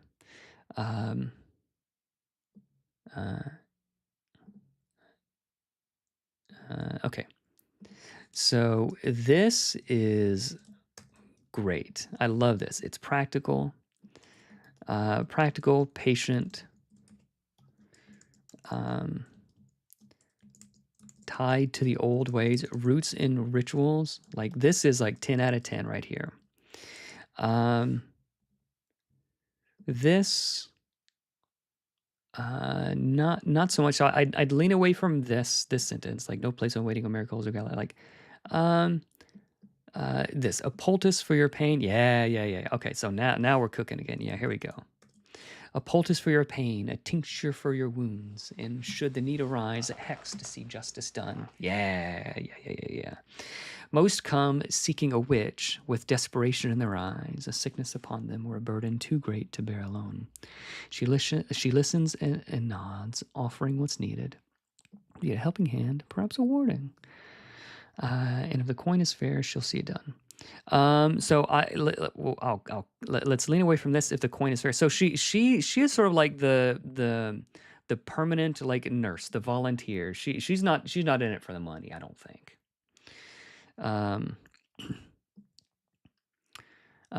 So like so like the opposite of the song weaver, who's in it for themselves, in it for the money, in it for the fame, that kind of thing. She is your grandma. Like you can't pay your grandma. Your grandma will slap you if you try to pay her. Make no mistake, the witch is no saint nor a fiend. She's simply what she must be. She's you'll live when you're having a coffee. That's what. Okay, so this is I think we might be able to use some of this. Okay, so this part and this part is like perfectly spot on, and this and this I think is perfectly spot on. I think all of those words are definitely included. So here I think we're hinting. Like this, I think we're hinting at something good. Uh-oh, did I freeze? Why isn't it underlining? So this, I want to hint at her edge. So like she's like a little bit spicy. Terry Pratchett witch? I don't know anything about Terry Pratchett. So like her edge, like she will hex you up one side and down the other, all right? If you get on her bad side, or if someone tries to harm her or her people, right? So let's go over to. Did I close the witch? Did I close it? Let's open it back up. Open. Okay, so how she is currently working, let me see. Okay, so she can apply different afflictions. So like some of her spells, so she has her own spell list. She doesn't cast necrotic, she doesn't cast radiant. She does her own thing, completely different than everybody else. So for instance, like hex is her main cantrip. So 1d4 plus level, advantage against adjacent targets. So like the closer you are, the easier you are to hex. And on crit, you can apply one affliction. So at low levels, you start off with just 2 afflictions. There's dimmed, doomed, enfeebled, frenzied, haunted, pestilent, sundered, withered. So like she can apply these different afflictions, but only to one target. So she's not applying a bunch of afflictions to a bunch of different things. There's like one guy in particular that she says, I hate you in particular. You are being cursed, right? So if you get on her bad side, she can do all of these things, right? So she would rather be healing and comforting and, mending wounds and like that kind of thing, that sort of thing. But someone done come into her village and started messing things up, and now she's got to go hex people. Okay, so that is this take on the witch, I think. Terry Pratchett did Discworld. They're charming, humorous fantasy books. I feel like every other stream someone brings up Terry Pratchett, and I might have to check him, her. Terry is one of those names, like Jamie. Could be a guy, could be a girl. I'll have to check Terry Pratchett's novels out. Yeah. Stan, very, very good first take. Very, very good. So I don't know if that sort of helps. Like if you want to allude to like a familiar or like the broom flying or the cauldron, like feel free to lean into some of those like cool like stereotypes. Like, so what if I fly in a broom? Like maybe not. Like that is much more of like a Shadowmancer type of thing. Like, so what if I wear black? That doesn't mean I'm evil.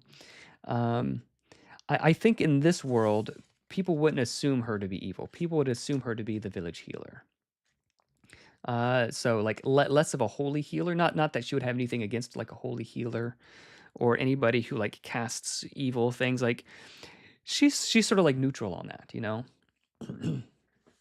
Yeah, him. It's deep dive. We wrote. What is a good place to start? Give me a good place to start. I might check him out. He forged his own sword out of meteorite when he was knighted. Contact dude. Oh, okay, cool. Um, are they good like kids novels?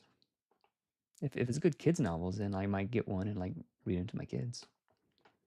Or is it like it's not good for it's not for kids?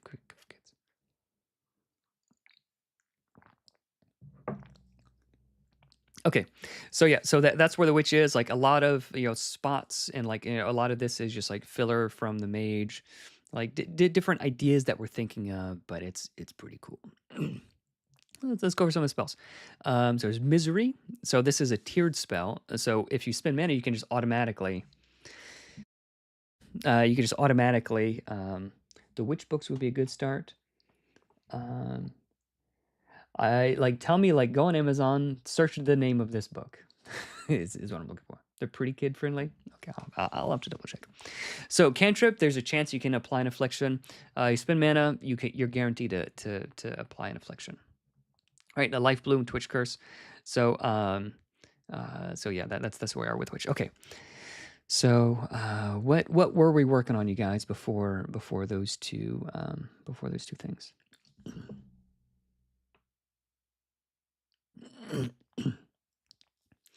So Twinstale says, I wasn't able to stay on stream to point out the Shadowmancer's shapeshifter detection issue. One of the topics that was unfixed was a Shadowmancer's ability to detect shapeshifters. And how it eliminates all who's the doppelganger mystery. Previously, it wasn't just automatic.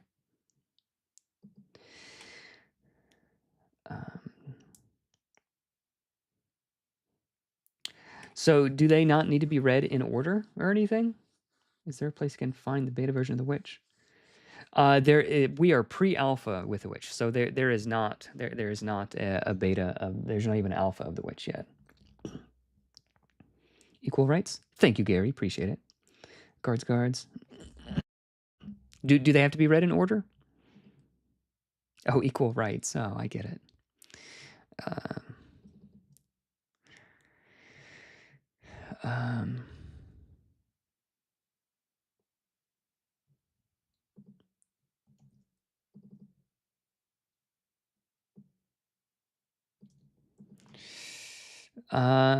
Twin Steel, Ross, if you watch this back, Eldritch Sense says this now, and I think we did fix it. I think we did fix that. I think we did fix it. I'm not sure. Okay, so we were working on. We're updating the GM screen. We updated that. NPC names. I really like this. Kestrel, Ranger, has a bird companion that doesn't actually do much. Gilly, Gnome, quickly develops crush on heroes. Pharaoh the Filcher, thief, not stealing, just borrowing indefinitely. I'm not a thief. Yeah, I really like the names.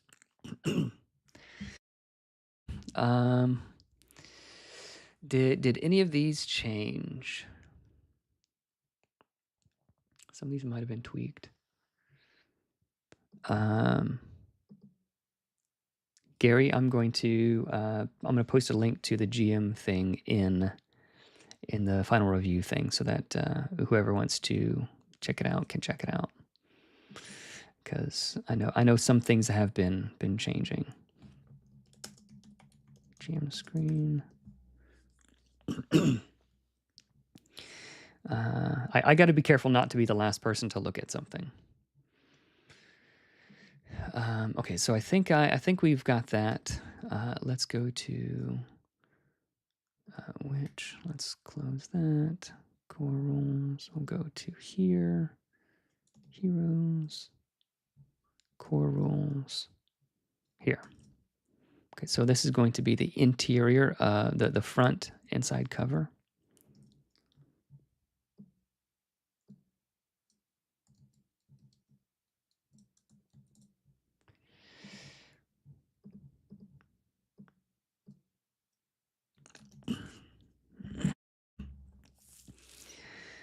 Going Postal is the best book about a mailman? What? There's some fun Discworld movies. Oh, they're great. You can't really choose wrong. Okay, cool. I'm gonna check them out. I'll open up a tab over here, Amazon. Equal Rights, Terry Pratchett. Oh, audiobook. $45. Oh, paperback. I'll get the paperback. Ooh, 1989. Oh, this guy's been around. Right on. Okay.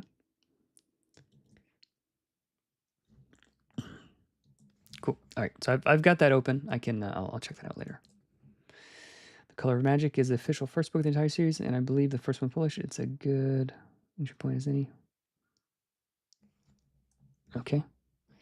Cool. I didn't know there were so many Terry Pratchett fans. Any benefit to including source pages? I don't know. I'd rather just have the useful information there. Okay, so this, fix the spacing, 2.83.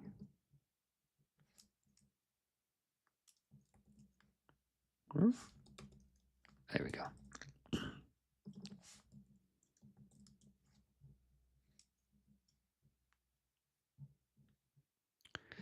Close that. Oops.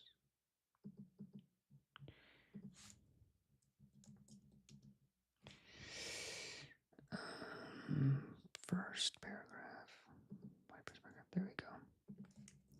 Okay, so just gotta fix a little bit of formatting, so it's pretty, not ugly.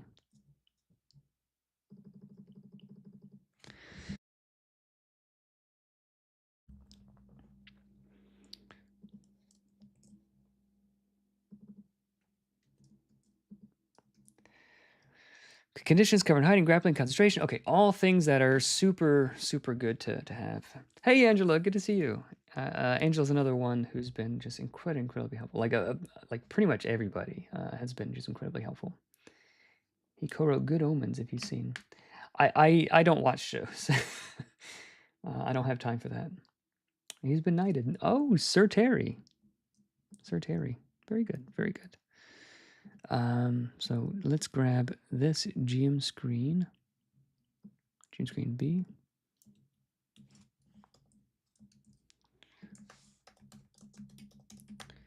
Here, Pratchett.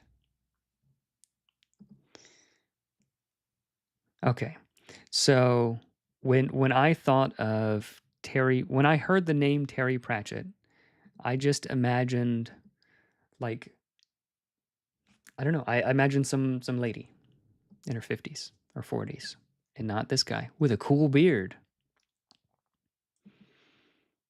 And when I think of Discworld, I think of like CDs.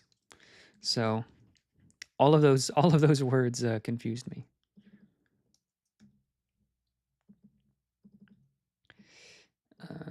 Let's try this. See if that fixes it. Yeah.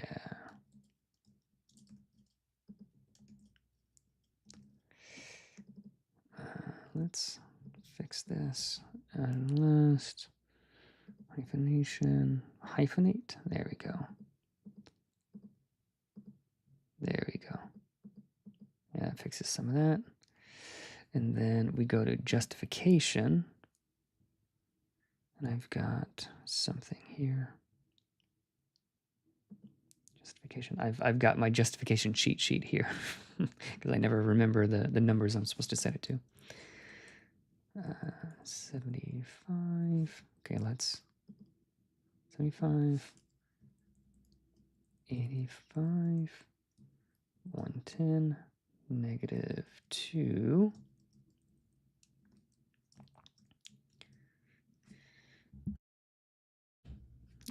Negative 2. Positive 2. 98, 100, 102. There we go. Let's see if that looks better. Yeah, it's a bit better. I think we could probably manually tighten up some of these. Width of this, millimeters. Oh, it's not, it's millimeters instead of points.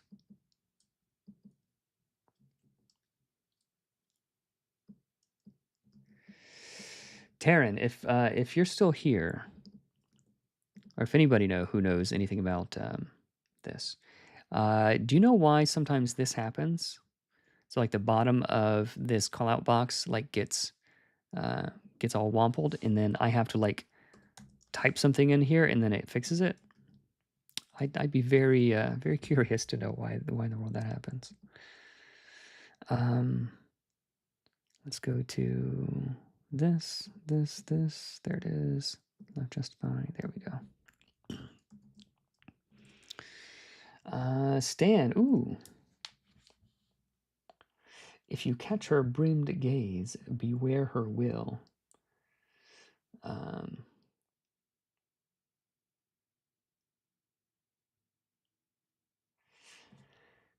If you catch her brimmed gaze, beware her will.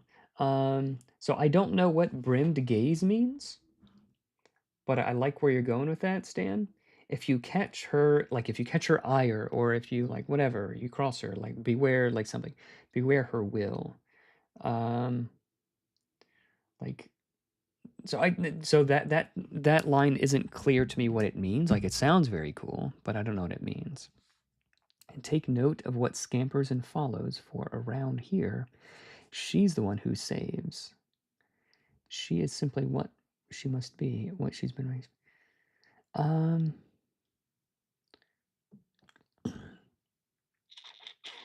That second one, I don't know.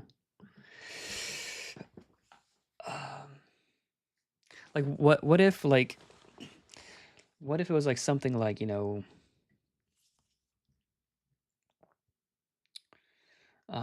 the same one who can mend afflictions and like heal bones and heal afflictions or whatever, can also apply them, can also like she deals in afflictions and this kind of thing. Like you don't want to be on the receiving end of it. Like it's something like that. I don't know. Like I'm good with spreadsheets and stuff. Not as good with like words. Like it really like burns my calories to try to think of words. So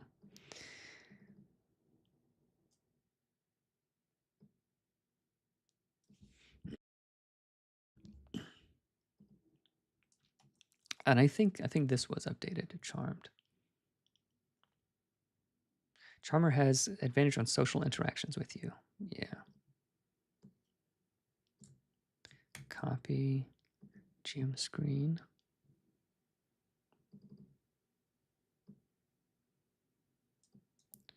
Paste. Delete. Brimmed. Oh. Like brimming. Yeah. Yeah, that's cool. Yeah, that's definitely more on track than what I was saying, Gary. Stan, if you want to check that out. Beware what she can remedy, she can also inflict. Yeah, that's good. Like Stan, if you want to run with something like that, that's the flavor I was going for, but I have a hard time putting it towards. Okay. All right, so let's delete this again.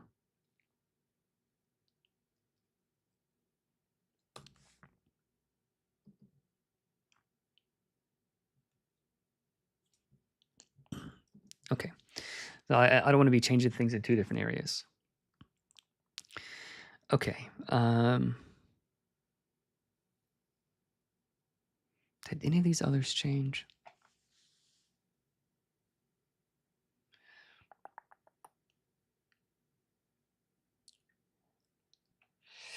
Not too wordy, but a little bit too roundabout. I sort of prefer like like a little bit more straightforward. Because like people aren't reading this to like as like prose or poetry or novel. Like they're reading this to get like a flavor. Like I want someone to read this and be like, "Ooh, yeah, I want that to be me." Like, what she can remedy, she can also inflict. Bam! All right, cool. Like, they're not sitting down like they're sitting down to read this with like slice of pizza and like some potato chips or whatever, and like, oh, let me see what class I want to pick. Like they're not really in like the academic mode a lot of times. So like just sort of like know your audience type of thing. If this was like poetry or like that kind of thing, like we can be super like roundabout and flowery. But I think this needs to give like a quick flavor of her without making me think too much. Cool. Yeah, feel free to cook on it for a bit if you want. The tool that I didn't see Chaz's. The tool that lances the infection can also pierce the artery. Ooh, that sounds gruesome. Yeah. Um. Okay, so let's actually. I'm just gonna pull up the core rules. I we'll just do this next side by side. Can't see. Happy, last, charmed. Okay, that's the same. Dazed.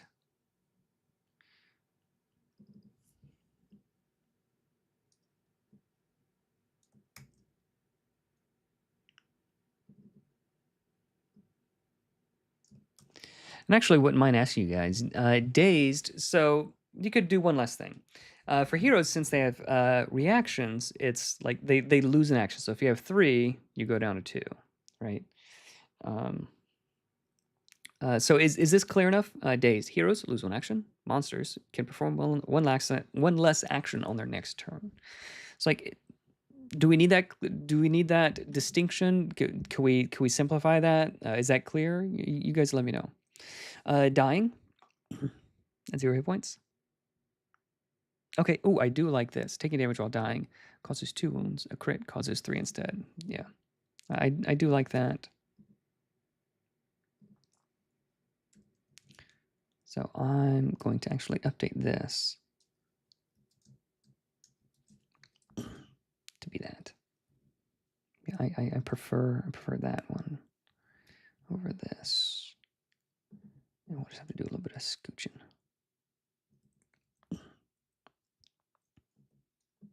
That's okay.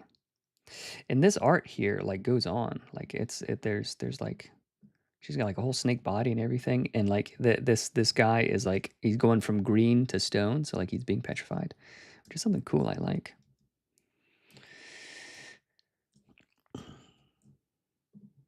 Let's grab this, pull it up.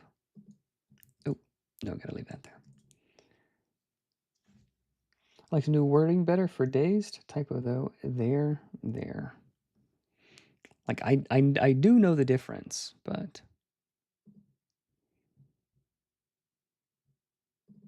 I do not know how to type THEIR.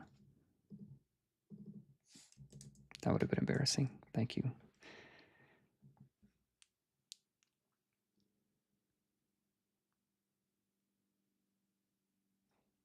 Yeah, we're definitely getting closer to Stan. I don't know what beware her will means. You could just say beware. Beware. If you catch her eye, or beware. Because blah blah blah blah blah. Beware her will. Is that a common saying that I'm not familiar with? There's a rough word. Like I mean, but I just typing is a challenge. Okay, so let's go back here. Dying, 0 points. So I do like that. Frightened, disadvantage on rolls when source of fear is nearby. Speed halved, moving closer. Yeah, this is better. Copy. Paste. And let's do this, that. Okay. What if we did minus 15? Okay. Okay, grappled or strained, cannot move. Okay, hampered, that's fine. Incapacitated, can't do anything. Invisible. Petrified. poisoned, prone. Poisoned is nasty. Prone.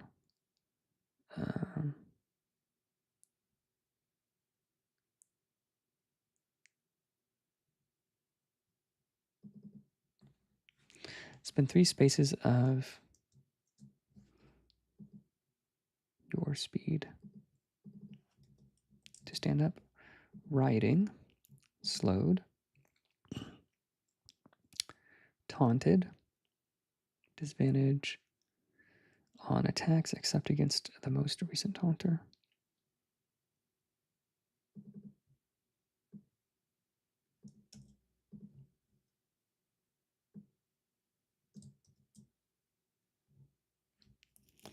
Right, so I do like sort of spelling it out just a little bit more here in the conditions. If that means we have to scale things down a little bit, I think that's okay.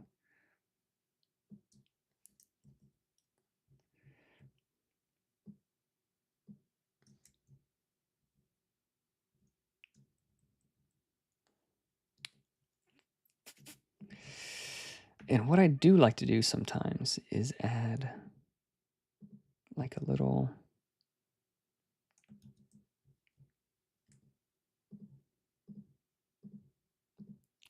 thingy like this, little polygon. Let's grab this and drag it back in here. And then we will text wrap this polygon, and then we can scooch this and this up together.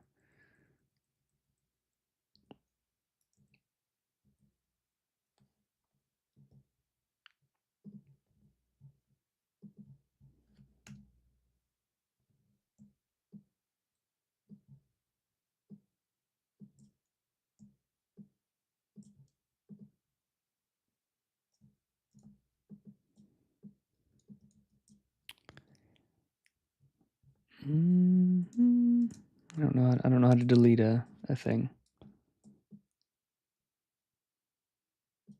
Okay, good enough.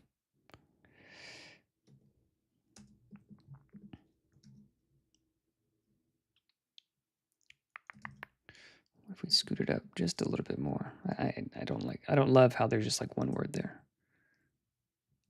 Some spells. There we go. That might be okay.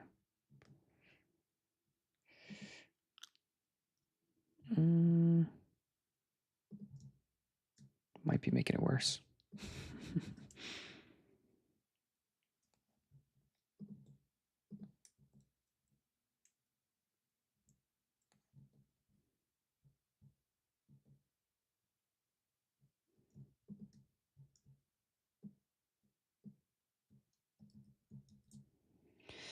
Gary, rewording taunted as something like your attacks have disadvantage unless they target the last taunter might slightly clarify their action with AoE as they don't target any creature. Taunted disadvantage.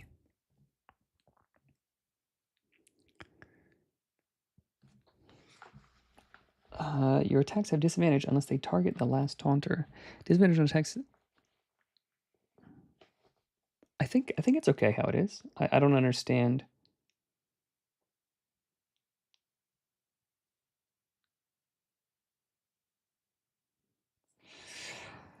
Yeah, cool.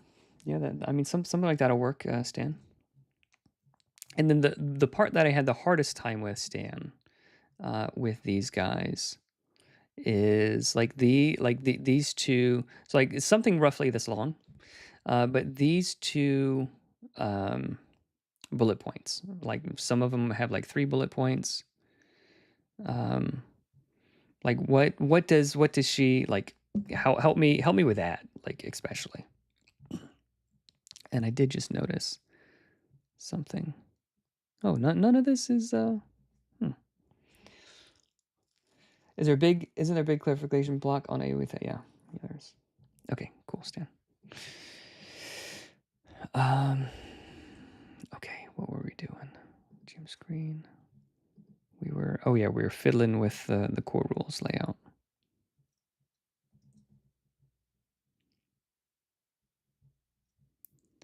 Okay, so if we do, well, not that.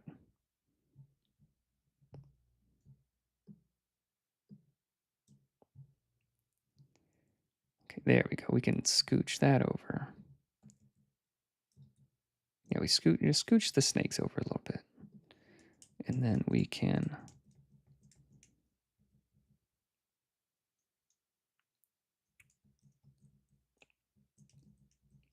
there we go. Some spells and abilities, blah, blah, blah.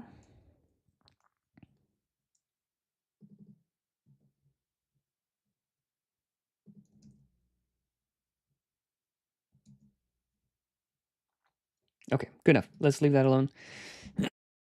Don't need to spend all day on that. Okay, so now the where's it? GM screen is correct. GM screen is correct. Let's even those out.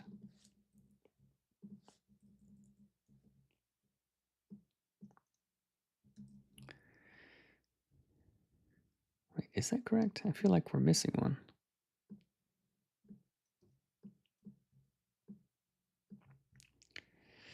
Blinded, bloody, charmed. Blinded, bloody, charmed. Dazed, dying. You know what? Why don't we just be smart and just paste that there? Is that all right? I think that's probably the easiest thing to do.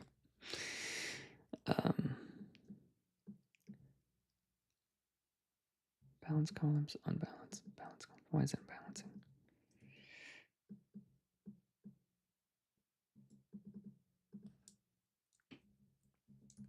Why isn't it balancing? I don't know. Okay. So that goes there.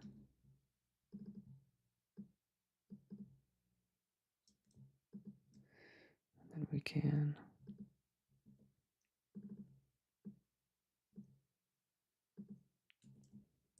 fix some of these little things.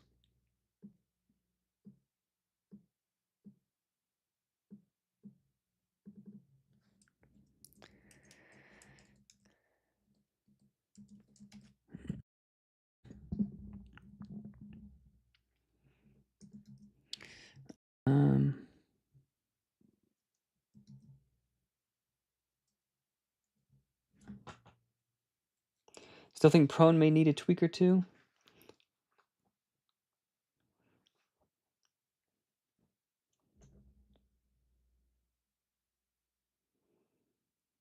I mean, if a creature taunted you and you attack them with an AoE and there's other creatures involved, like, yeah, that's fine. Like someone up on top of the castle was, doing this kind of thing, and you lob a grenade over top or something, like you're broadly attacking the guy who taunted you. If you have any ideas of how it could be clarified, let me know, but I think it's clear enough. I would like to clarify prone, Gary, if you have any ideas. Follow except for the witch stuff, so I can read over while working on the bulletins. It isn't. It isn't Stan, but it could be. Give me 1 second, everybody. Terry Pratchett.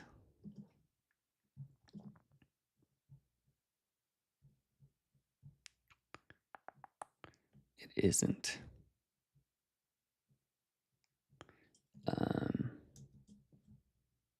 If you just want to take a screenshot, or I can send you a screenshot. Like these are the ideas. These are the ideas. So you take a screenshot, or I can send that to you. Stan the man.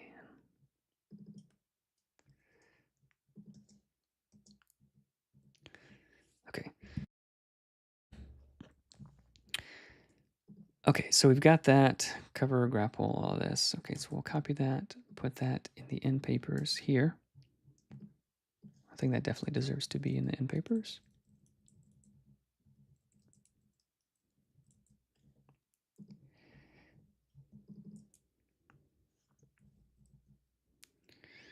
Why is this?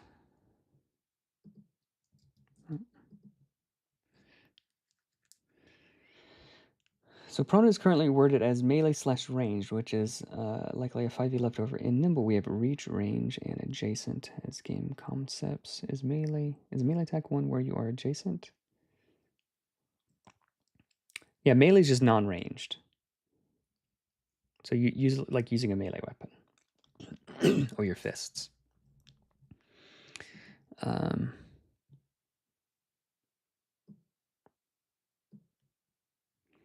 Oh, I see. So reach attacks against you.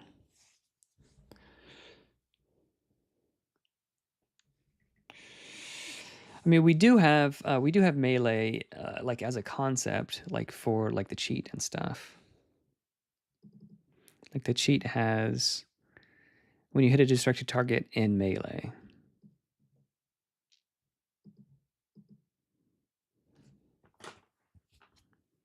Yeah, some reach attacks are from pretty far away, which wouldn't. Yeah, so like melee is like adjacent or like with a one could write melee weapon attack.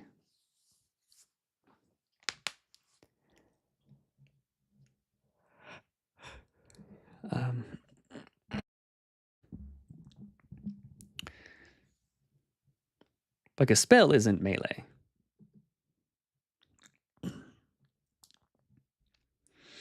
Yeah. Okay, so what else is helpful here? Healing potions. Yeah, healing potions, gold per level. Yeah, all of that is good. Skill checks. Yeah, let's just do these two. Those two panels are probably the best ones to have here.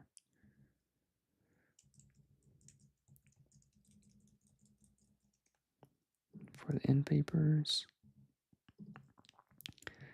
And I don't know why this is happening.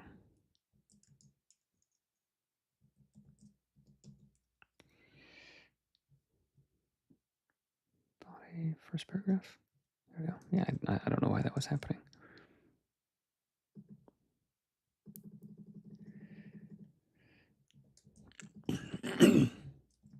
Okay, let's see if anything broke as I copy and pasted.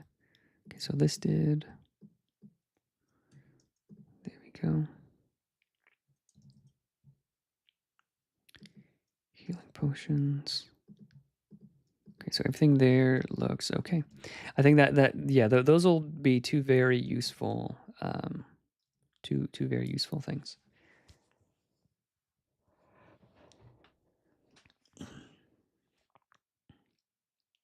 Adjacent attackers have advantage. Yeah, but also someone with a polearm who's like 2 spaces away, like smacking a dude on the ground with like a big stick, like that should have advantage. So it's in melee. It's not reach. It's not range. It's not adjacent. It's not spells with reach. It's in melee. Speaking of grappling, how to respond when my players want to use might for grappling? Kaspang, good to see you, man. So grappling has been updated. So now all you do is if you want to grapple this guy makes a saving throw. So that's it. So you don't use the player themselves don't use skills or their own abilities. The enemy, the one that is being grappled, makes a saving throw or a save, if you will.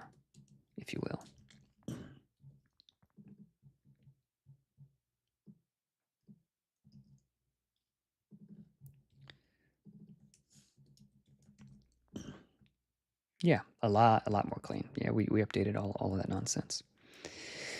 Okay, so this one is good. Let's go to the hero. So I'm going to save this as a new file.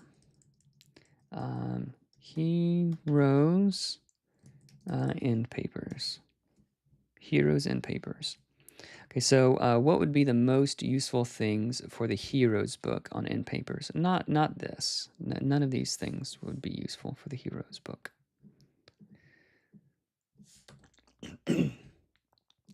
What rules would be leveling up? Obviously, yeah. Let's go to leveling up heroes. Did I close it, man? I keep closing the wrong file. Core rules final.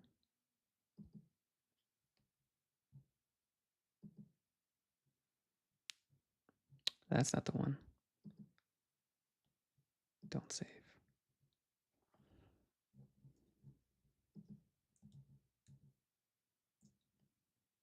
Oh, there it is. I had it open already. Okay, so the leveling up rules. Yeah,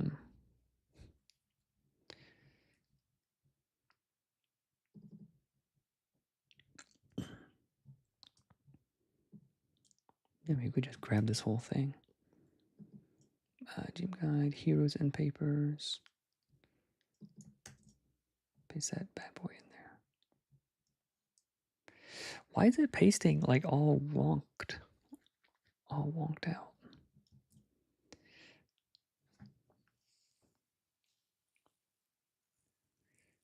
What about the quick reference for details that are mentioned in the heroes but explained in core, such as skills and stats? Skills and stats? Yeah, maybe.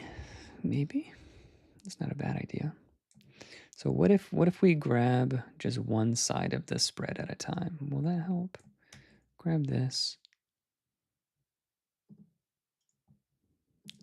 Paste it here.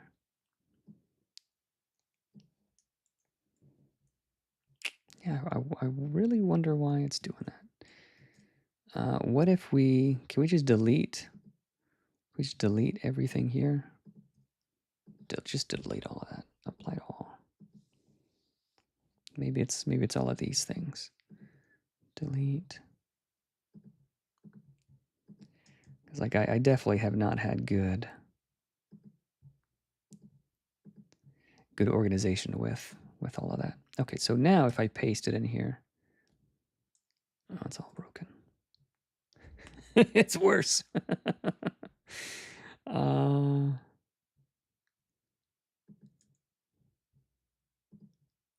I wish Taryn was in here. He would know what to do. Copy. Paste. All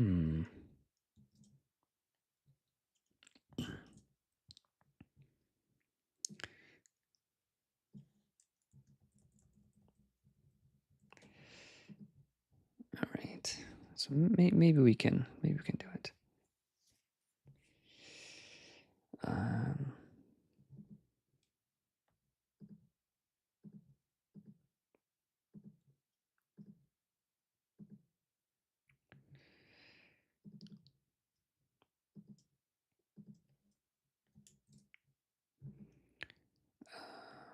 Insert break character, column break.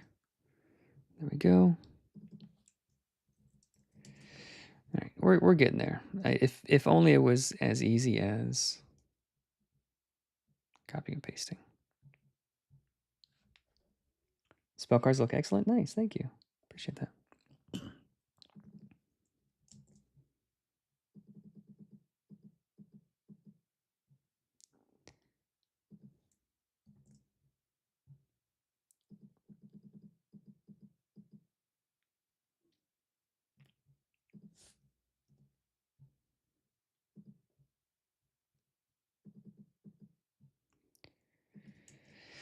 All right, and then I think the back of this book could have the equipment, maybe.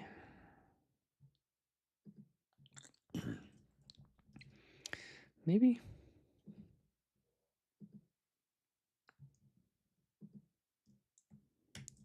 All right. What if it's doing that because this isn't cropped properly?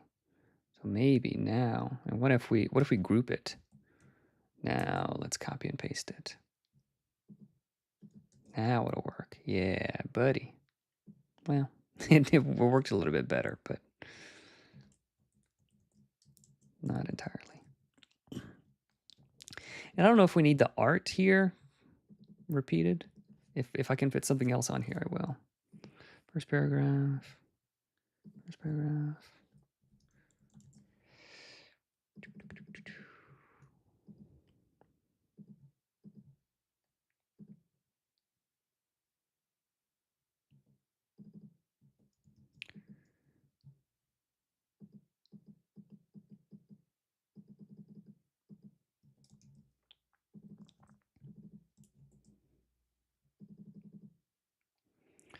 Is the character sheet image needed for the cover? It seems like a waste to just clone it in a pirate ship. Yeah, yeah, yeah.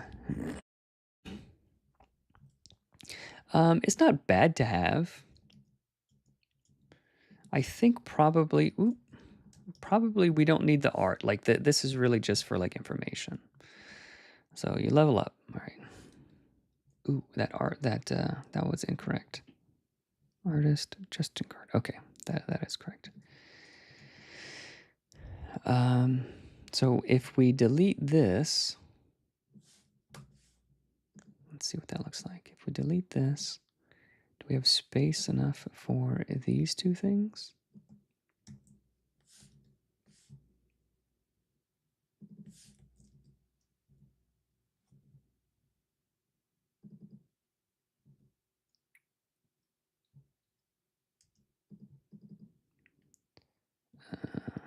T A.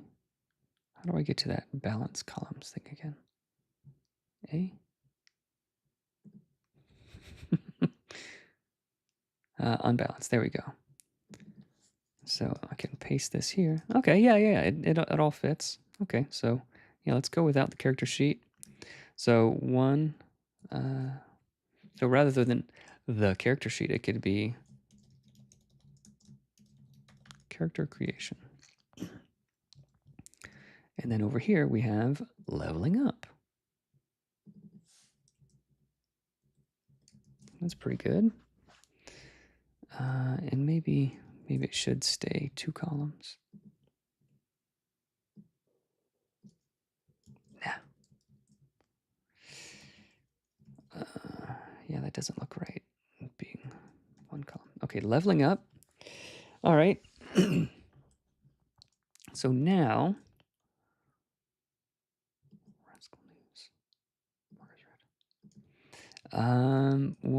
what else can we?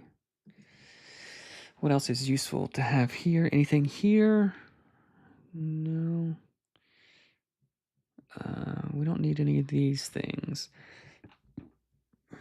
Equipment might be helpful. Maybe stats. I think someone said stats earlier.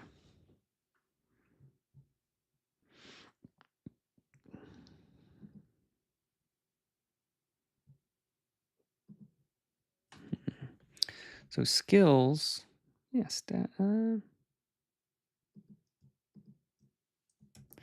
skills. Maybe we could put the skills there.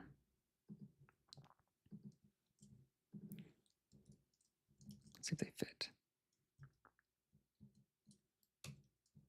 Paste. Okay. Paste. There we go.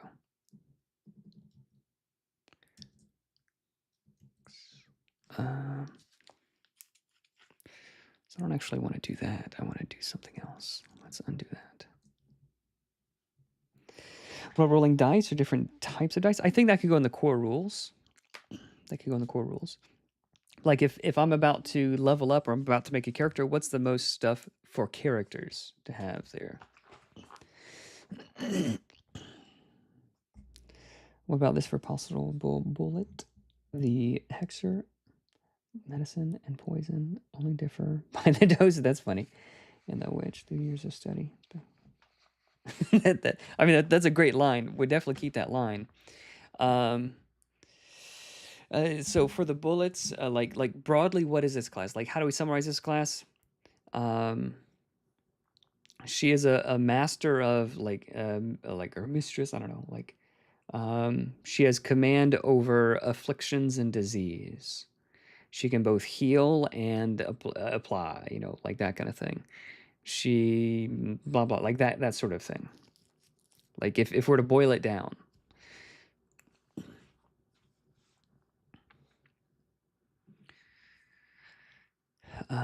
What were we doing? Let's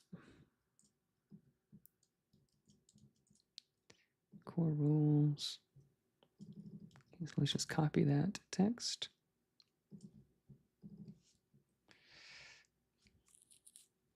Creation. Maybe leveling up can be on the back.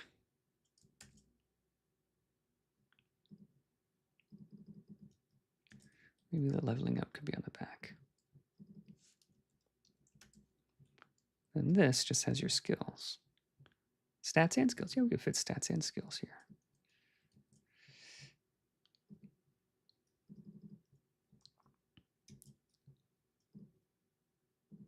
Might not be able to fit stats and skills here. Whoop. Okay, how far are we off from fitting all of this?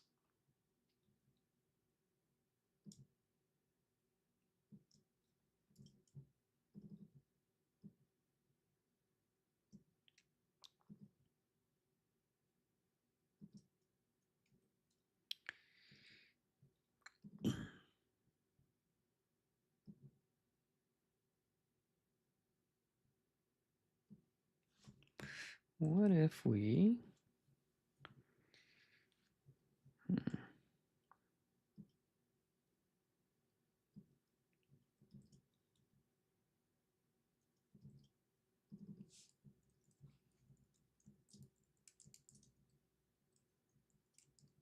So we don't so much need the like what this skill means as much as just like what it does, I think.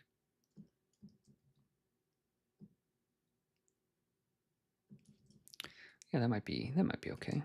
Stats and skills. Let's even these out.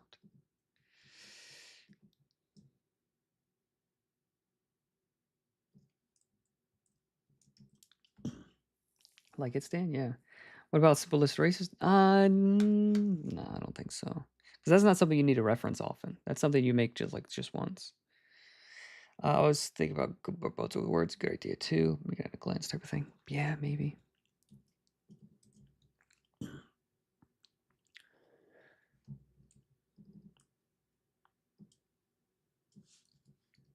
Yeah, let's see if we can do that.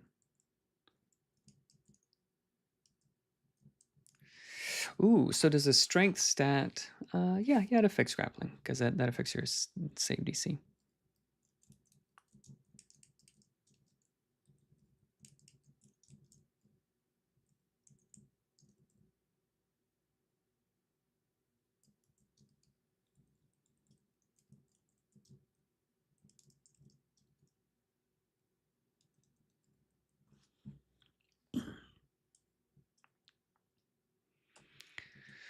So we could at least do that.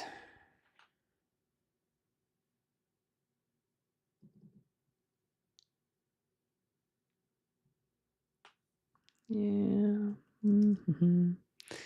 D66 and like we could put here. It's a pretty small text block. I don't know. So looking at the Mouse Ritter one, since it's been an hour since we've talked about Mouse Ritter. So Mouse Ritter, they have, let me just show you guys. So let's see. Let me see if I can see it and let you guys see it at the same time. So here, we've got gear and prices, tools. So like this is like the whole book. So this isn't just like their heroes book. So take that for what it's worth. So I think for the core rules, we'll definitely do like, here we are, gear, like equipment and things, armor, like that kind of thing is good. We don't need names. Like how combat, like saves, combat, and rest work, I think are good things to have. So this is a good place to start with our with the core rules.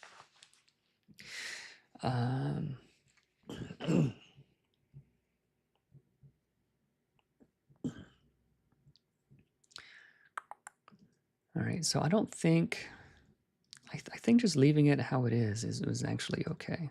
All right, so we do still have a whole nother spread here, and the other spread could contain what? What did we have there a second ago? Oh, leveling up. Yeah. Let's have leveling up in here as well.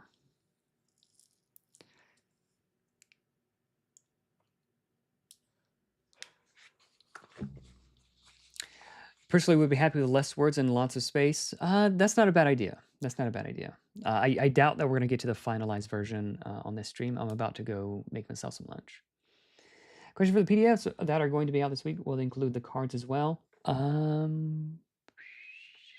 The print, yes, the print versions may not have time to do the like printer friendly ones. So rip your printer if you do that. Yeah, so it should include the cards. Look at the wrist, a bitter brew, a whispered warning. The witch does not beg the gods for miracles; she makes them. What's for lunch? I think I got a steak waiting for me, and I made some fresh dough. It's been rising in a pan, and I like fried up in some butter and like put some stuff on it. So a little bit of meat and bread. But also, my new 3-pound bag of almonds came in, so maybe some almonds on the side. So I've been staying away from. So this is just like a personal preference thing, Stan. I've been staying away from like the gods and things. Like people can like insert that if they want. So I like the idea of like the witch doesn't like wait for others. The witch doesn't do this. Like she makes things happen like that. That's a cool idea. I like the idea of like flick of the wrist, a bitter brew, a pinch of this, a whisper of that, like all of that, like tossing in all the different things, like feels very witchy, like tossing it into the cauldron. I really like all of that kind of stuff. That's super on flavor. So like if anybody wants to have like the pantheon and deities and whatever, like yeah, knock yourself out. But for a lot of players, like that's something they don't want to. They don't want to. That's not the flavor they're going for. Oh, oh, did you guys hear that? Oh man.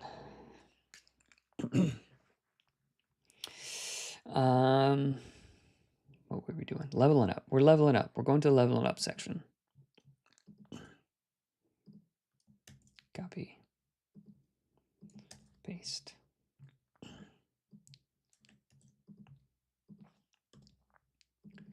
And we don't need this. Okay. What in addition to leveling up would be useful to have?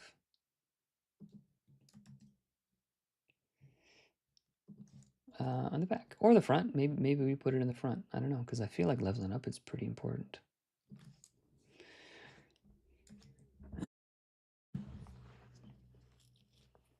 Maia, hey, what we're working on? We're working on the end papers, the end sheets for the books, because we're going to print soon. I'm sending it in the next like 24, 48 hours to the printer. So we're just going over that kind of stuff. So we're cooking up.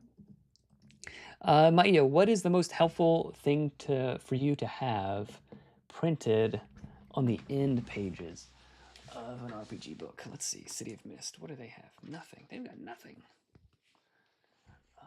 Let's see what Shadow the Weird Wizard has. Nothing. Has nothing. Tales of the Valiant. Oh, are you gonna let me down too? Tales of the Valiant Player's Guide. Nothing. Yeah, why don't places print on the end papers? Like that's such a great place to put things. I know all the OSE books and OSR books have them. Otherwise, Questing Beast, Ben. Otherwise, Ben will excoriate them for not printing something in the end papers. Tal'Darai, do you have anything? Do not. So what are some good? I would ask for DC references. For no, this is gonna be the players thing for the heroes. Are you done with GM?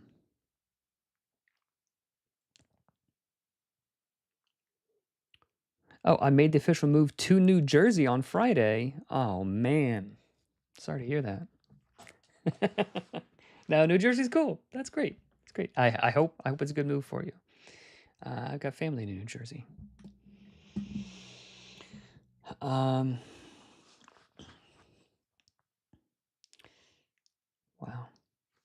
Okay, so what would be useful for the heroes? The heroes book. Let's just start at the beginning. We've got stats and skills for heroes, so we're thinking heroes now. Heroes.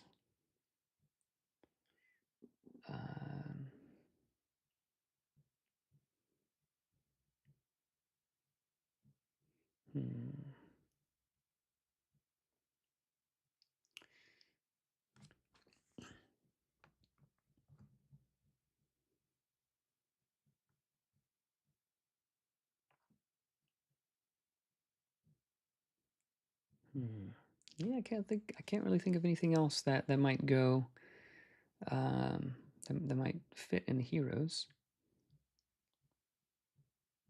Yeah, I don't know. Maybe we don't have anything. Like we don't have to put stuff there.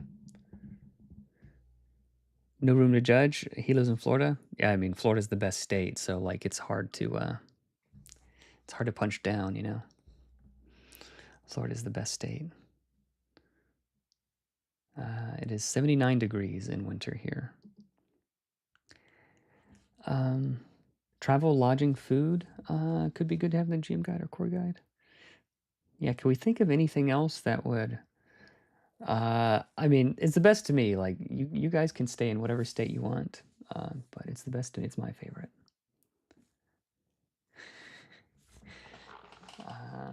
I think it's great that other people like other states. More Florida for me. Downtime activities? Yeah, that's not a bad idea. Downtime activities.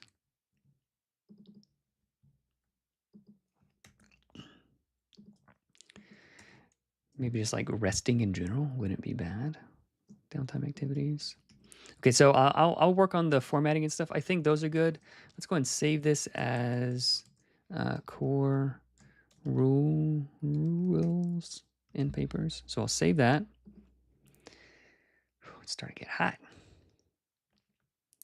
It's -3 here. Oh, Stan, that's brutal, man. Yeah, so for core rules, I think we need to have like starting combat, actions, like all of that kind of stuff. Like I think the core rules is gonna be the easiest to have. Uh-oh. Okay. Core rules.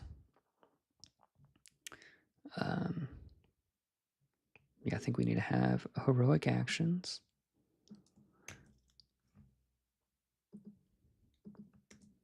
Paste that in there. So we'll fiddle with the formatting later. Heroic actions, and then reactions. I think that needs to be the front, and then maybe like equipment and stuff. Ooh, I didn't want the little bad guy in there too. Copy, paste. Yeah, so we'll mess with the formatting later. So actions, reactions, first 2 spreads. And then the back can be, what do we say, equipment. Equipment, because people use that all the time. We've got this page, copy, paste. And again, it's obviously breaking things, but I don't know what to do about that.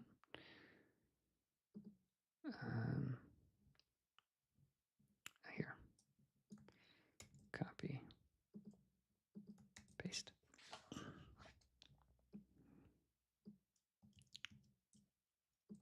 Copy, paste. There we go. Why is it doing that?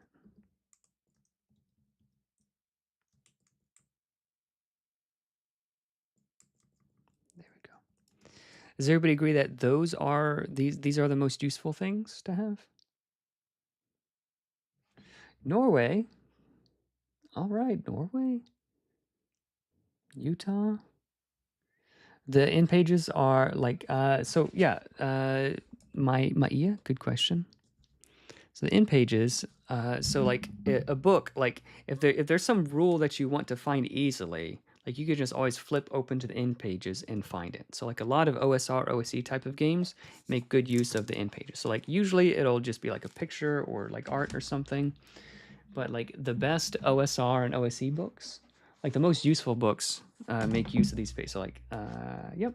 So like these in pages have maps because this is like a book of a couple of dungeons. It's like quick reference things that if you're using this book, what would be most useful to see in there. And Mouse Ritter has that. I just showed you guys Mouse Ritter. Let me see. Does Shadow Dark? I think Shadow Dark makes good use of it. Yeah, so Shadow Dark has like those things. Yep, just useful things that you don't have to like, remember and flip through and all that sort of stuff. It makes playing the game easier. So Shadow Dark has weapons, armor, DC, morale, dying, distance of movement, spell focus. Spell focus? That's a weird thing to have there.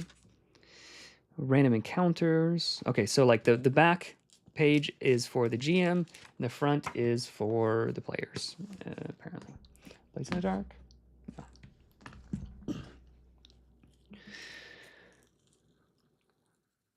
All right, thanks for hanging out, Gary.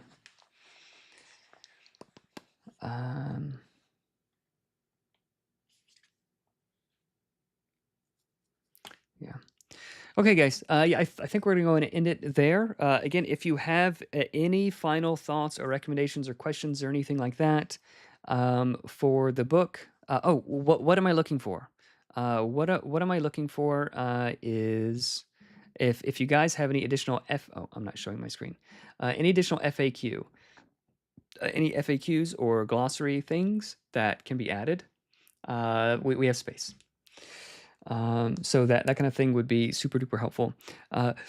Any final comments and notes? We're going to print soon, so this is the last chance. Thank you guys so much for hanging out and all the feedback and whatnot. Appreciate it. We will. I'll be in touch. See